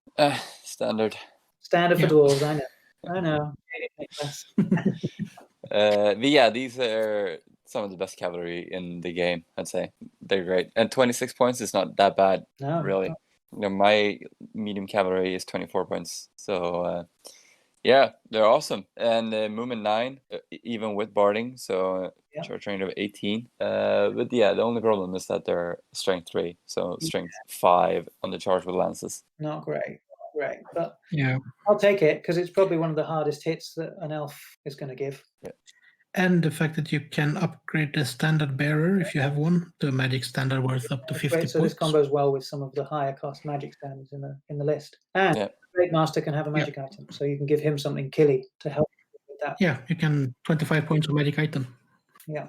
You can give him a magic weapon, make him extra killy, give him some protection or something that protects him and the unit to make them a bit more durable. But really the main thing is to give them probably one of the best banners you can give them, to be honest. I'm just looking it up now. There's always one that I go to.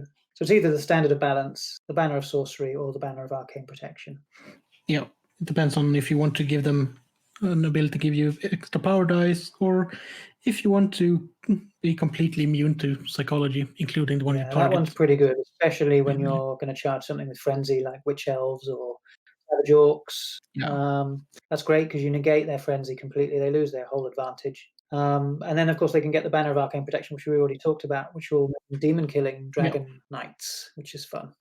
Yeah, and the final line of that banner that we didn't read out before is, note that this does not count as a close combat attack. It's just an attack. You just get a wound. It's not that you can save, but it's not an attack, close combat attack. I see. But that also does that mean it contributes to the combat resolution? I guess it doesn't. I can't say. Yeah, interesting. It might have been, I'm not sure, but it might be in one of the errata FAQs. So, Sword Masters of Hoeth, 13 points a model and an 0-1 limit. And these have a lovely weapon skill of 6. And that's pretty much what you're getting them for. It's a 10 plus unit, and you get a 200 sword, which is a great weapon, hand weapon, and heavy armor. And same thing as with the Dragon Princess, you can upgrade the standard bearer to magic standard for 50 points, and the Blade Lord at 25 points was magic items. And these you can actually possibly combo with some other lovely magic items, but they also have a rule that's called Swords Masters. Is that they hit at initiative with their grey weapons? Yeah, Swordmaster may use a great weapon as deftly as a normal sword. Instead of striking last in any turn they don't charge, they strike in initiative order as explained on page 68 of the Warhammer rules. A great weapon used by Swordmaster will still strike blows with +2 strength. So they are quite punchy. It seems like a great unit to put the guy that makes a unit stubborn in. Yeah, definitely. You have to remember that they are still only heavy armor walking on foot. Yeah. This is, I guess, in 6th edition, though, you don't have that many attacks coming in at a maximum anyway. So you would probably have maybe 5 or 6 attacks coming in. Just hope that not enough of them die at a turn, but they will strike first in any subsequent turn anyway. Because they're initiative 5 or 6? Yeah, initiative 5. They'll probably hit before anyone else anyway.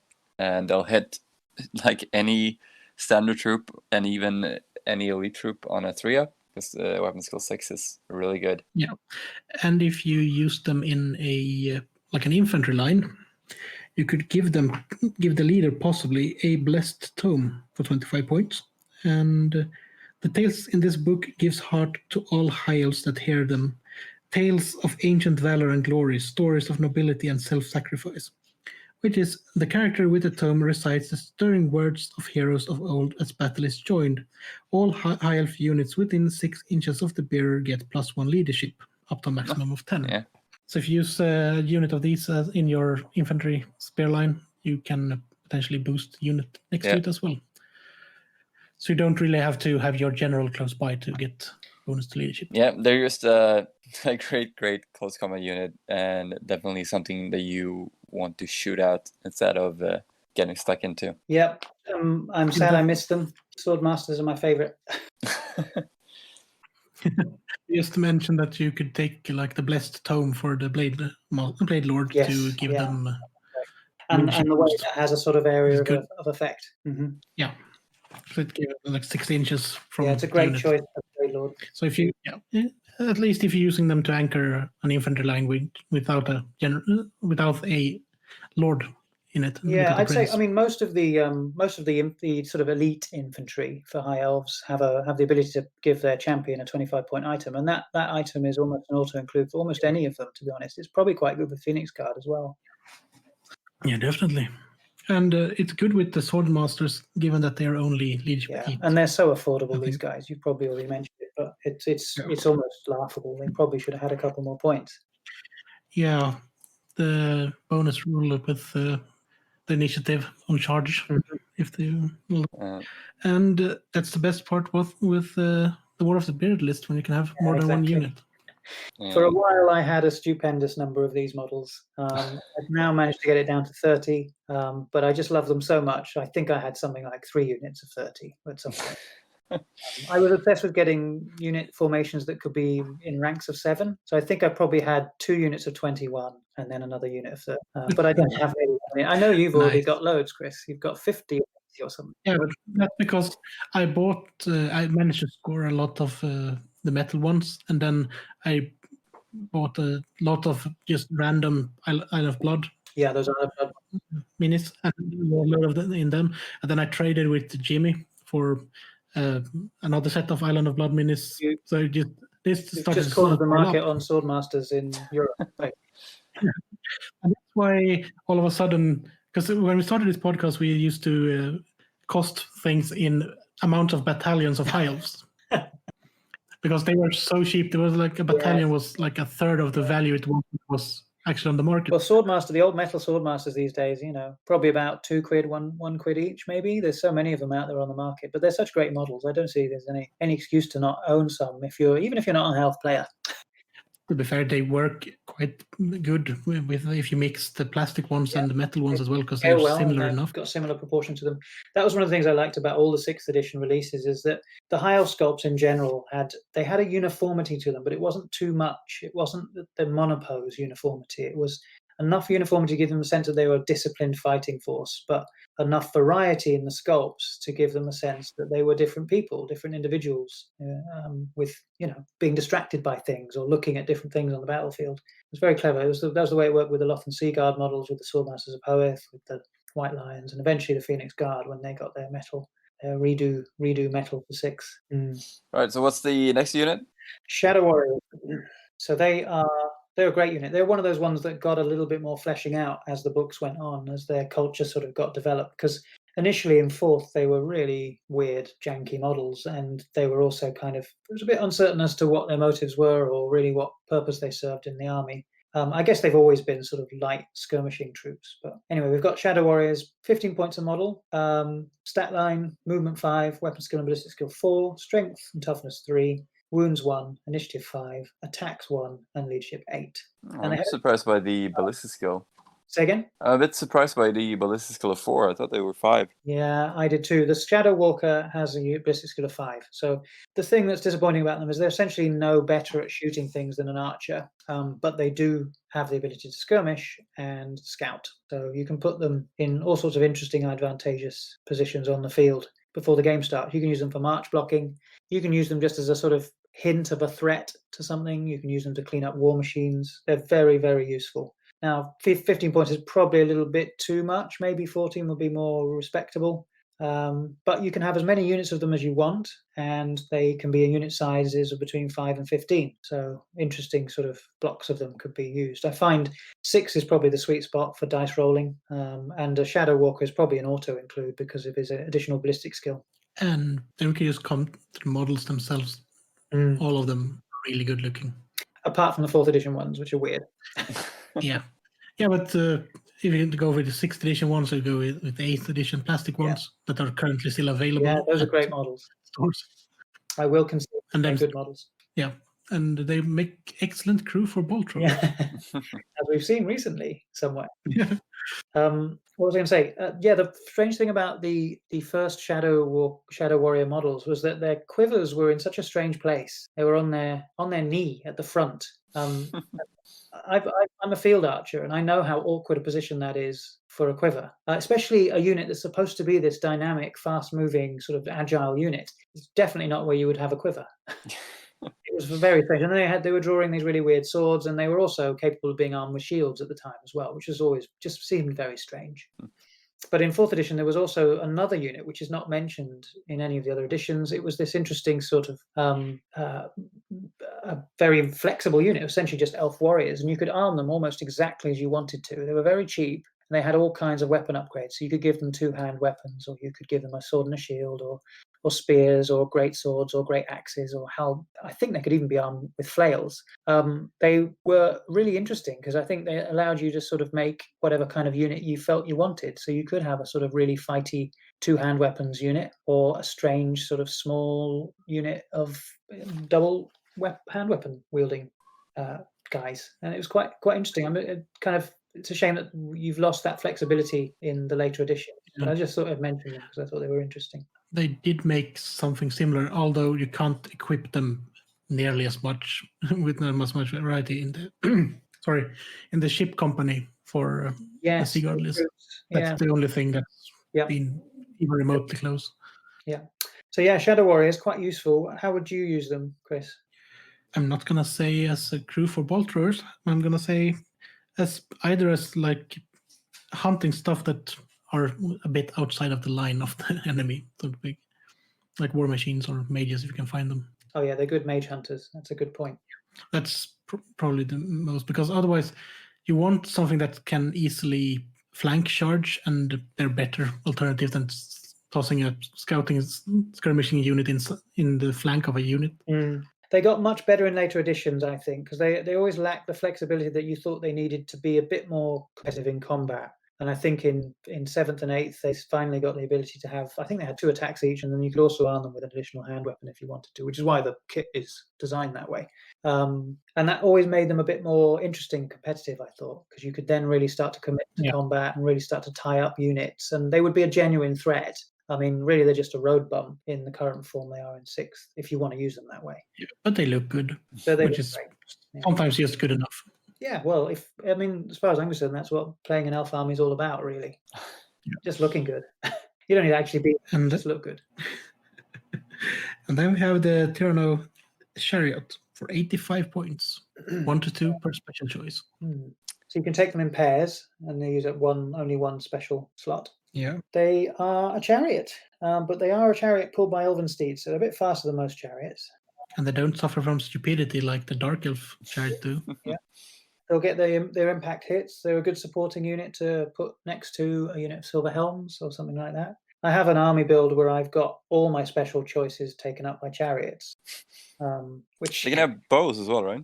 They have both. They come with them as quite useful. And they can shoot in any direction, being on a chariot. There's no sort of restrictions about the 45-degree line of sight angle. So that's quite useful. You can use them to sort of pick off units, maybe force a break test if they've already suffered a few other casualties from another one of your archery units. But it's pretty situational, that. I find that probably they just should be used as they're intended, as a sort of supporting attack unit for a charge. Yeah. But there's a better unit for that in the rare selection.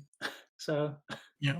But if you want to, you can add horses for them, which is nice. Yes, you can add an extra 2 horses, can't you? So that'll give them 4 horses. Give them some more survivability. That's an extra 2 attacks in combat. And as we all know, horses are the ones that do the real killing in a high elf army. Yeah. Tends to be that way. Yeah, brutal. They always roll better in every single game I've ever played. The Silver Helms charge in. They look great. Like I said, they look great, but they're not really great. Lovely Silver Helms, lovely sharp, pointy lances, but they almost always fail to hit. But then the horses, pretty much to a horse, can take down anything. You're way more afraid of those horses. Yeah, but if you do want to use them with 2 horses, please model them as such, because that will look really good. Yes, yeah.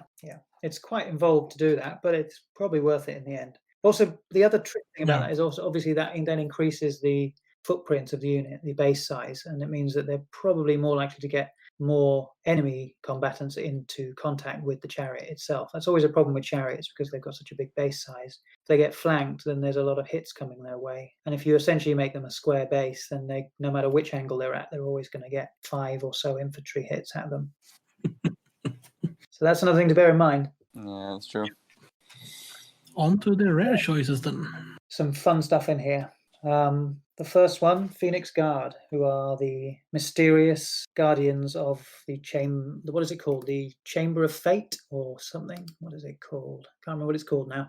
Essentially, the place where the future of the High Elf race is written on black stone. And they guard the Shrine of Asurian and the Flame of Asurian and protect it but they also have seen the fate and their own fate, so that's why they're sworn to be silent. And that's why they cause Why fear. they cause fear, because we all know that it's the quiet, creepy guy in the corner that's the scariest. Well, the quite creepy guy with the massive halberd. Yeah, true. The massive halberd, the white glowing eyes, the big cloak covered in flames. Yeah, pretty scary. But you got a weapon skill of 5 and a initiative of 6, which is what sets these apart. Yeah, high initiative. Also very high leadership. Leadership 9, so they're implacable. The weapon skill is very strong. The fear is really useful. Any undead player will know how to use these guys well. You can just charge them to a low leadership unit. Just charge them at them. They might run away. We haven't looked at other rare choices, but would any of you take these guys? They're difficult to decide, aren't they? I really like them just because I love buff, but I feel like when you can pick between these guys and the Swordmasters and the Axemen, it's a very tough choice. I know people who really just they have the models and they use them as spearmen. Fill out the core choices. They don't use them as the intended Phoenix Guard. They're probably not efficient enough points to combat effectiveness wise, to be honest. The halberd for an extra strength point. Against some units, that's useful. It'll shave away an armor save. It's also that they do directly compete with bolt throwers and eagles. Yeah, that's the biggest issue. They compete with the 2 best rare choices. Yeah. All right, next rare choice. Yeah, bolt thrower. Yep. And this one has like the chariots. It has the 1 to 2 per rare choice. So you can take a brace if you want. One of the best war machines in the game, I would say. Yeah, definitely. Oh, you heard it. You heard it here, folks. If only you could put runes on it. The dwarf player, he just said it's the best war machine in the game. Yeah, just love to give them runes so they got magic attacks as well then. That would be so good. I always thought they missed a trick here with this one. The repeater bolt thrower is such a great choice. It's so reliable in terms of a war machine. It has the 2 modes of fire. So the single bolt can penetrate ranks and does huge amounts of damage to monsters and stuff. Or the sort of more spread fire, which just sort of covers the unit in still pretty powerful bolts. So it's good for armor piercing. It's not great for sort of super heavy armored units. But I always thought they missed a trick in terms of giving the bolt thrower some other options in terms of ways of firing. I would love the ability to upgrade it to have magical attacks. So it could easily be enchanted somehow by mages to provide some sort of magical attack. Yeah. Or I even used to think the idea of maybe giving it some sort of magic fire attack where it would be able to have some sort of magical assistance when the bolt lands to sort of cause fire damage or something. I thought that would be easy enough to do, wouldn't require any additional models. And, as long as the points cost was appropriate for each of those different abilities, it would be quite fun. And just upgrading it to have fire attacks wouldn't really matter. No, it would be very substantial. I mean, if you're playing Wood Elves, you'd take it. If you're playing Undead, Tomb Kings, you'd take it. The Arcane one would be really useful against demons and, again, Undead. Yeah. Yeah. I mean, the elves have plenty of magical missiles they can use anyway. That's true. Yeah. And they're 100 points each, which isn't that much, depending what they can do. It might be too much, depending on if you compare it to other bolt throwers in the game. Or if you compare it to how much they cost in 4th edition, which was 50 points each, and they still did the same thing. But skill 4 as well, really good. Yeah, really good, yeah. They'll hit things, and they'll do damage. Yep. Unless you're me, and you roll really badly. Then we have the White Lions, which are 13 points per model and an 0-1 choice. Yeah. Yeah, so we talked about these a bit before, and they sort of oscillate between being a rare choice or a special choice if you take that Lion Guard honor on one of your heroes or princes. As a special choice, they compete with the other special choices, as you said. In the rare section, again, they compete with other great rare choices like the Great Eagle or the Bolt Thrower. So, unfortunately, they kind of get worked out of most armies, I find, unless you really love White Lions. Unless you really love great weapons with a strength 4 base. Yeah. That's great. I used to love them because in 5th they had these 3 different modes of attack, which made them completely OP. In all honesty, but in this edition, if you're going up against a tough sort of monstrous infantry, it's usually quite a good way to use them. They can hack at them. They can also walk through woods, right? Yep. That's great. Woodsman special skill, which means they ignore forests in terms of movement penalties. They've got the Lion Cloak, which means they get an extra +2 to their armor saves from missiles. Do they have light armor or heavy armor base? just light armor. Okay. So they're quite crunchy. Yeah. Yeah. That's the same with Corsairs, given that they have the Sea Dragon / Lion Cloak. The difference is that Corsairs are a core choice. Yeah. I mean, these guys compete the most with Sword Masters, right? And I don't know, they kind of fill the same slot, and they're kind of good at different things. Yeah, I think you're right. I think the Sword Masters are great against other infantry, and the White Lions are best used against probably monstrous infantry. It's the only thing I can think of using them against, or against a monster of some kind, like a Hydra or something like that, maybe. They're better. I guess they're better offensively since they will strike last. Yeah. Subsequent rounds, and have to get charged. They get charged. It's not so good. It could be cool to use them as a smaller unit. You could walk around flank with through woods and stuff, but it seems like a waste of a special choice to have like a 10-man unit. Yeah, you're right. And definitely a rare choice. Yeah. And if you want to utilize them to all of their special abilities, you have to put the general inside the unit so they get stubborn. Yes, yeah. And that definitely might be a bit too much. They're not that expensive, though, really. 13 points. Compared to the Sword Masters, only an extra point. And you're getting an extra point of strength. You're getting a little less armor, but you're getting the woodsman skill. I think it's a fair and you can the two. And it's the usual 50 points of banner and 25 points of magic item. If you can just. And why wouldn't you put the lion banner on a unit of white lions? It's got to happen. All right, and the last rare choice. The last and best rare choice, the Great Eagle. The Eagles are coming. A brace of them for 2 points. They're 50 points each. Best value you can possibly get, which is exactly how much it costs to mount a hero on one as well. So there's a flying circus build that a friend of mine is experimenting with, where you have a mage and a hero on eagles and another hero on eagles, and then you just have 4 great eagles as your full rare choice, and then a bunch of silver helms as your cause, and you've got a flying circus. Björn, bring me the Rune of Flaxon right now. But that's how you get the ring to Mordor without having to walk there. So they got 40 mil bases, which means they have wounds 3, which is great because that means they can really soak up some damage. They'll receive it pretty easily, but they do have toughness 4, which is the highest toughness in the High Elf army. So that's got to be thankful for that, haven't you? Weapon skill 5, so they're more skilled than the average archer or spearman in terms of weapon skill. And they've got 2 attacks each, which is probably just each of their claws or their claws and their beak or something. They're almost the only rare choice I'd go with these days. I love bolt throwers, but the Great Eagles are so much more flexible and useful in terms of how you use them. March blocking is their whole bag. They love it.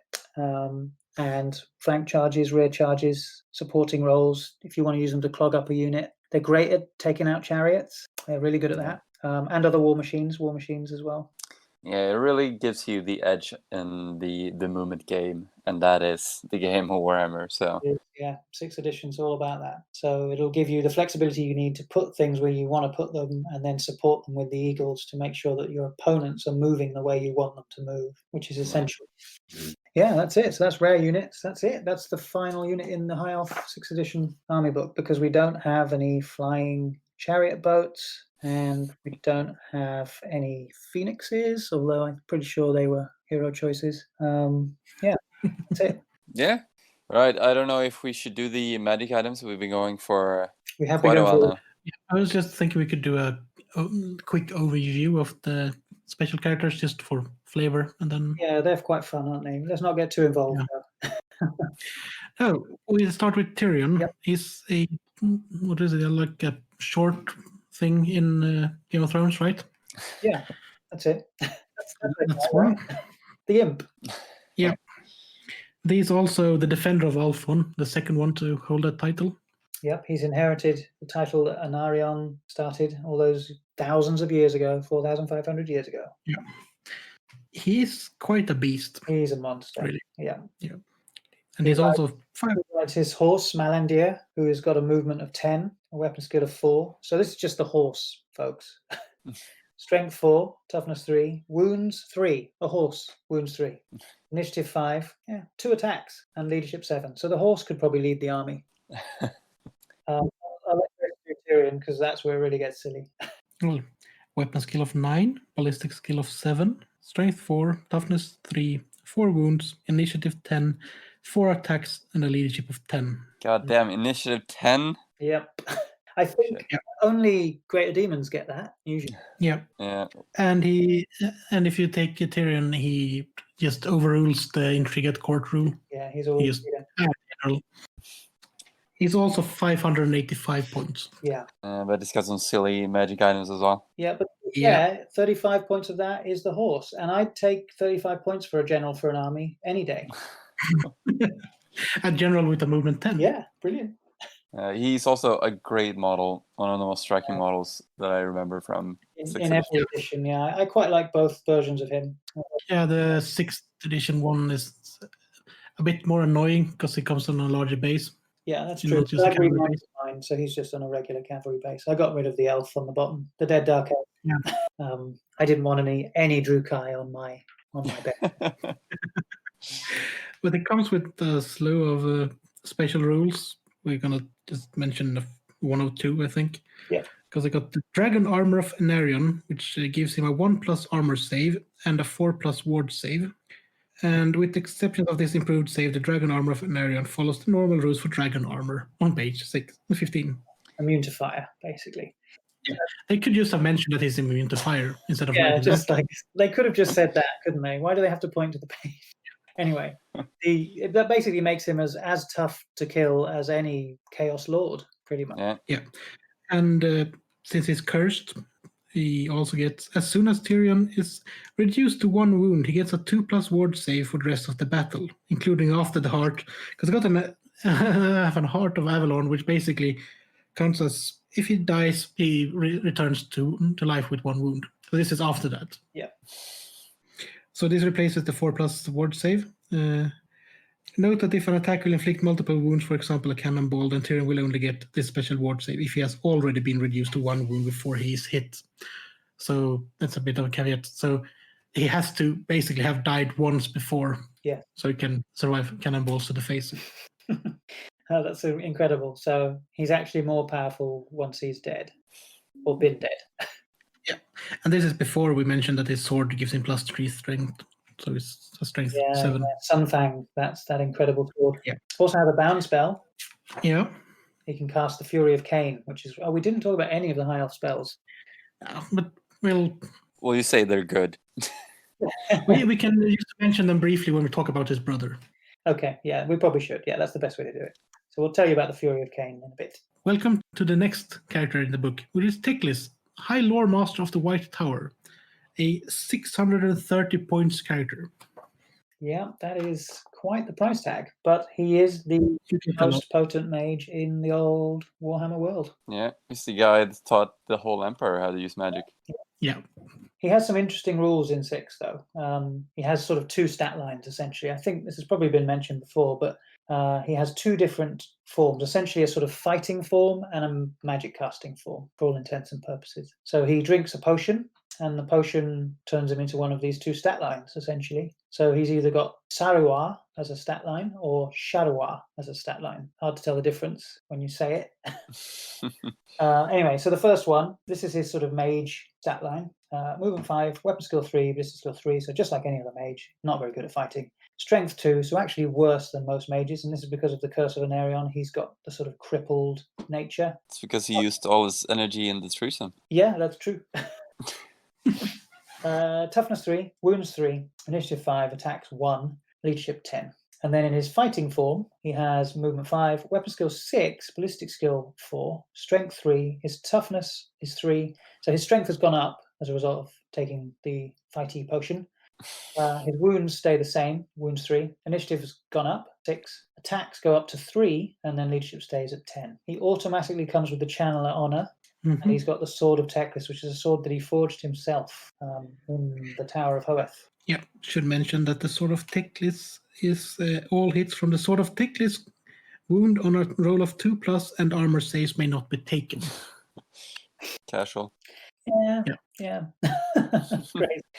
Then the moon staff, which is his magic doodad. He gets an extra dice in the magic phase, including enemy magic phases. So that's for dispels too. At the start of his own magic phase, once per battle, he can draw on the full power of the staff. And when he does this, he gets d6 power dice, but it uses up the power of the staff. So he'll get loads of power dice, all of a sudden cast a whole slew of spells, probably cast a couple of weak ones to draw out the dispels, and then smack them with the one he really wanted to cast.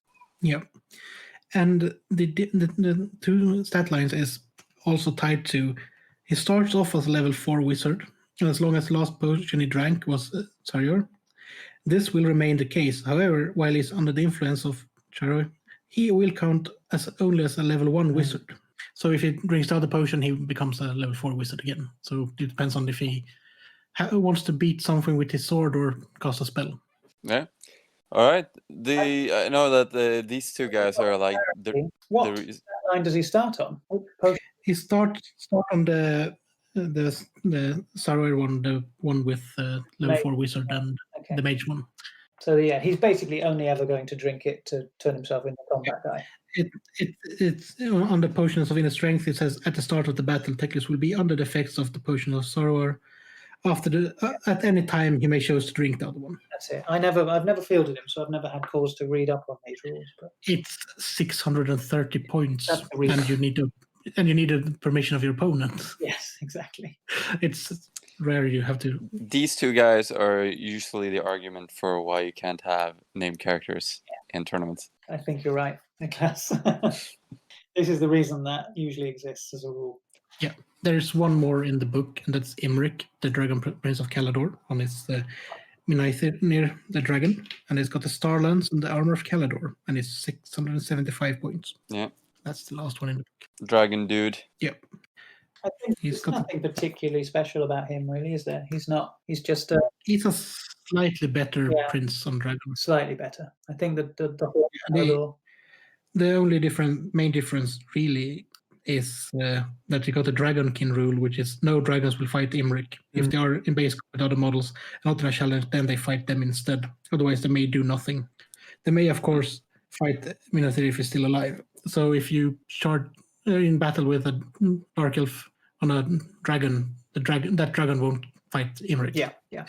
I think that's quite a cool rule. Yeah, it's fluffy if nothing else. Yeah. There are lots of other characters we could talk about, which were present in other editions and add a lot of interesting flavour, but they weren't really written up in book. Somewhere in White Dwarf, somewhere in one of the compendiums, and then we got the War of the Beard ones, but the most general ones is Alariel, the Ever Queen, and her handmaidens, and she's a good spellcasting character, and she get the unit of special spear / bow women.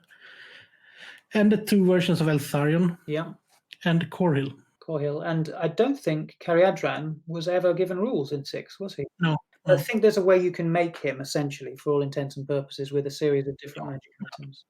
Was there ever any rules for Svinnebar?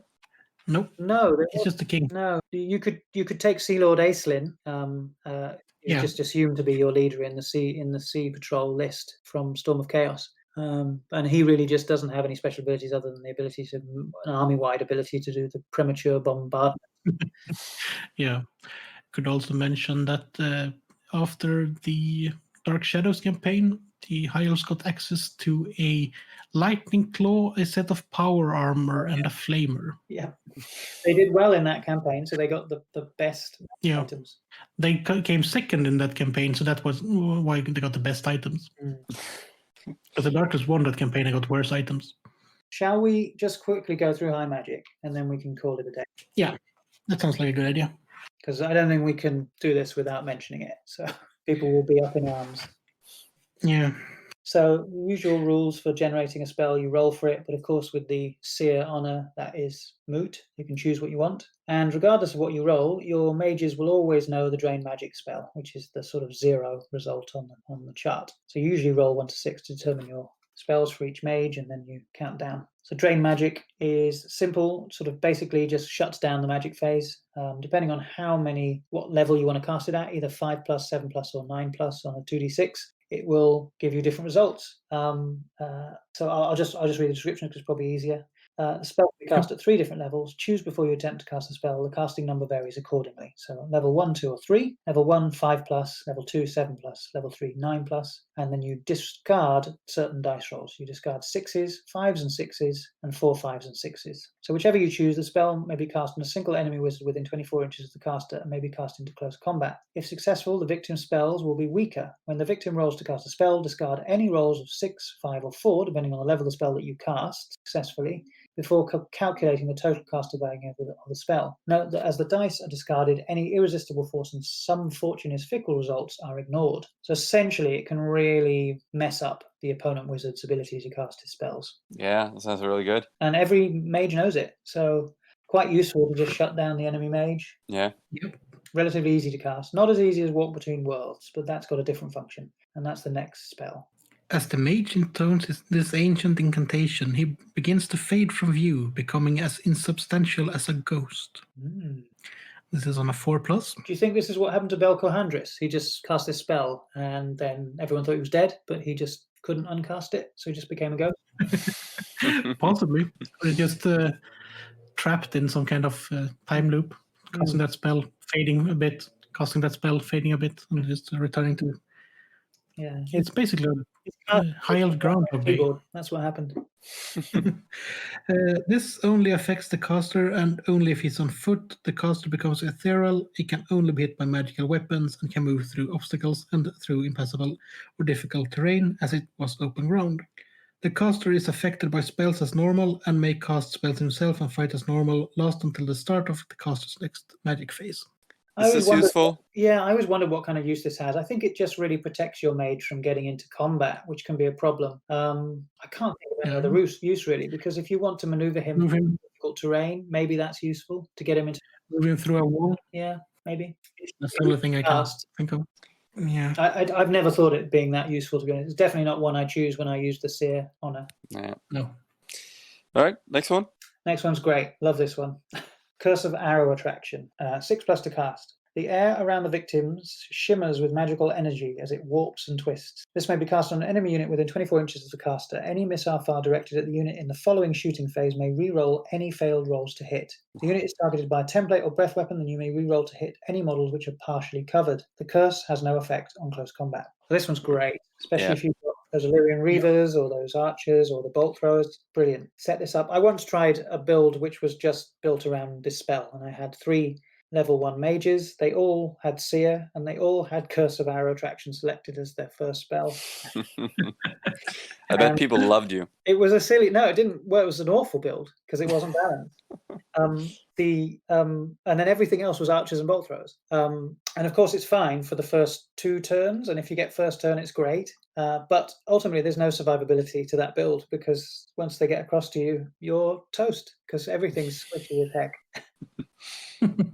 But I thought it might be worth a go. I thought, well, I'm always interested in trying completely extreme optimized builds in one direction or another to see what works. It's a good way to test the system. Yeah.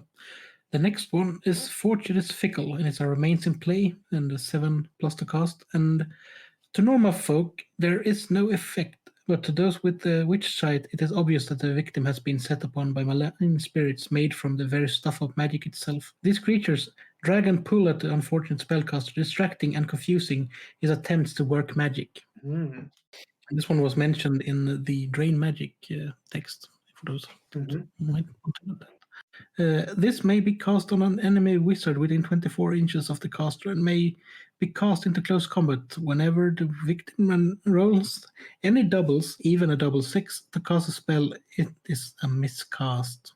In addition, any double roll by the opposing player whilst attempting to dispel will fail, even a double 6. The spell lasts until it is dispelled. The mage chooses to end it, which you can do at any time, attempts to cast another spell, or is slain. So this is another way of really janking up the enemy mage. Yeah. Yeah, it has its uses. It has its uses. I'm not sure I would choose it, though. I think the next 3 ones are definitely choices I would take over and above that one. But if you are sheeping on honors for this character, if you get this on a roll, it's good enough. It's not bad. You can always choose Walk Between Worlds, but I wouldn't choose it over Walk Between Worlds. Sorry, I would, actually, because I don't think Walk Between Worlds is that good. Anyway. Unless you... Yeah. Fury of Cain is the next one. 8+ per card. So annoying. Calling on the dread might of Cain, the mage launches a searing bolt of brilliant white energy at his enemies. The Fury of Cain is a magic missile with a range of 24 inches. If successfully cast, it strikes, causing 2d6 strength 4 hits. So it's a pretty powerful magic missile, comparable to some of the sort of high-level ones in the rest of the laws, to be honest. It's nice to have access to one if you're just running high magic. It's great. Not as good as the next one, though, Chris. Flames of the Phoenix, 11+, remains in play.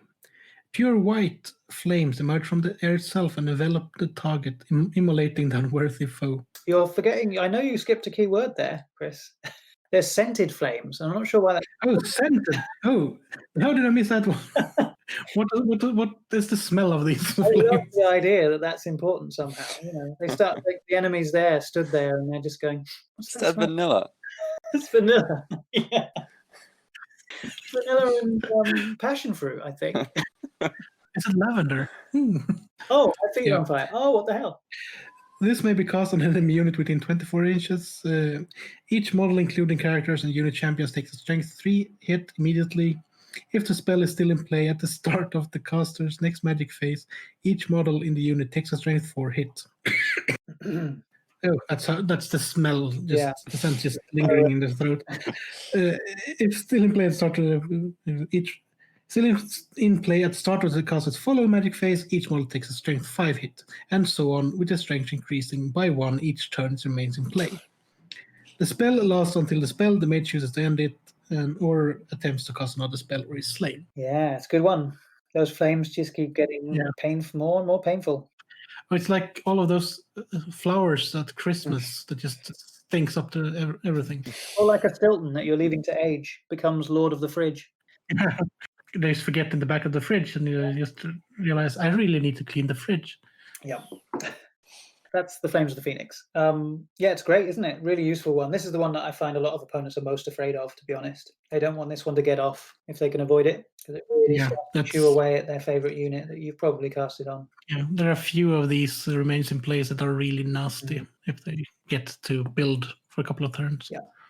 Right, the final one? The last one. This one's the one that is most kind of interesting in a way. I think I had a realization about this spell the other day, actually. I was thinking about it. I thought, well, this is really useful because essentially you can chew away at your opponent's points. You can start chewing their points away if you can get it off enough times. So Vol's Unmaking, 12+, so really hard to cast, but it's quite useful. Glowing swords grow dim and blood-warm chalices cool as their magical energies are drained. May be cast on an enemy unit within 24 inches of the caster and may be cast into close combat. If successfully cast, the owner of the unit must reveal to the caster all the magic items in the unit. So it's great because you can then draw out exactly what your opponent's trying to keep secret. The caster then chooses one of them to be nullified for the rest of the battle. The spell itself does not remain in play, but the effect lasts for the remainder of the battle. Vol's Unmaking can drain the magic from dwarf rune items, Niklas. Note that all the runes on an individual item will be drained by the spell, not just one. So if the unit has no magic items, then the spell has no effect. Well, that's great.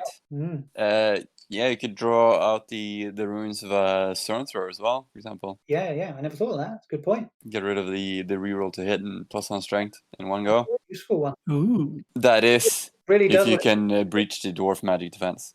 Yeah, all those extra dispel dice they get. But yeah, that's great. It's a great spell. This spell. I also love it because there's also a bound item that has it that the High Elves can equip. And there's also one that has the Fury of Cain spell as well. And those are quite fun things if you want to equip them to mages to give them essentially an extra spell that they can cast without using their power dice. Yep. Or if you have a commander somewhere. Yep. Just need a bit of boost. Yeah. So mage on an eagle, perfect. Vol's Unmaking, draw line of sight 24 inches to anybody you like, any unit you like. Cast the spell. As long as you get it off, you then exactly know what that unit is harboring, what nasty surprise is waiting there, and you can mitigate one of them. Yeah, really good. Yeah.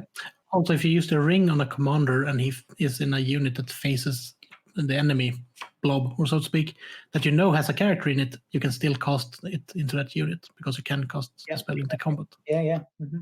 So you can boost yourself in certain combats. Yeah. Would it give you an advantage? Probably not.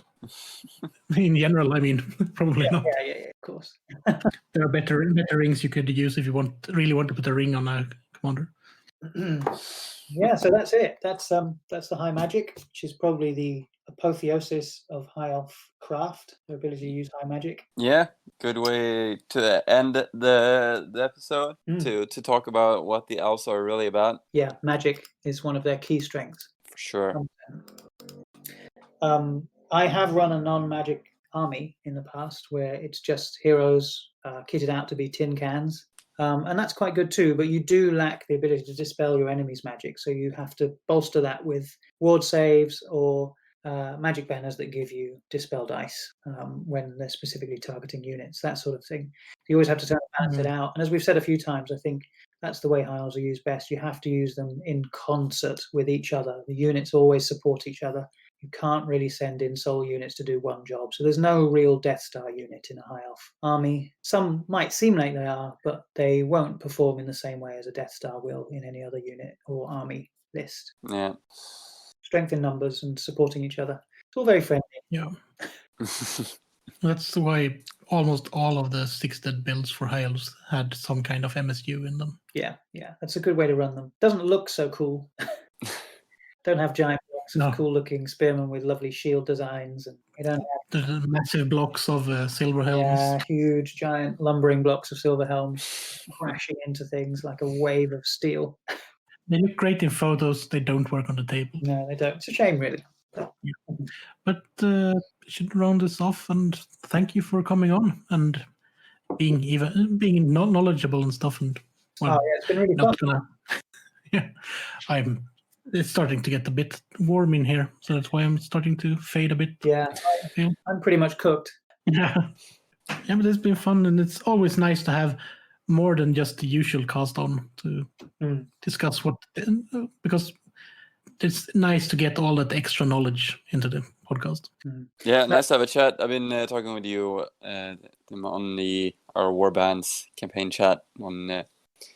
You've been posting a lot of elves there, so it's been great to have a chat about those. I'll get more of them done. That's the new goal. Now that I've got a little bit more free time. And then one day we'll have a great old battle. We will have that battle, Niklas.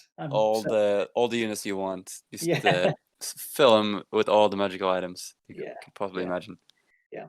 So you mean use that trialed forum version of the High Elf list that has Swordmaster as a core unit? Oh, interesting. It was from one of the forums back in the day. Very fluffy. I would have to disagree because they're perfect as special choices. They also had mounted Swordmasters, so I'm not really sure about that.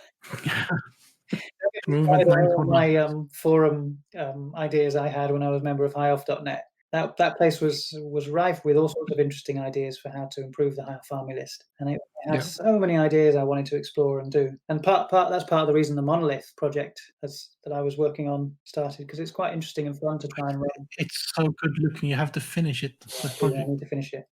It's good fun to try and run kind of like interesting, flavorful, fluff-friendly, sort of new, unique units. And I think that GW really missed a trick in terms of 8th edition and brought out some strange choices. I think they could have gone in other directions and they would have been much more interesting and fitted the feel of the army a bit better. Yeah. Anyway, we won't get into that. Maybe that's a subject for another episode.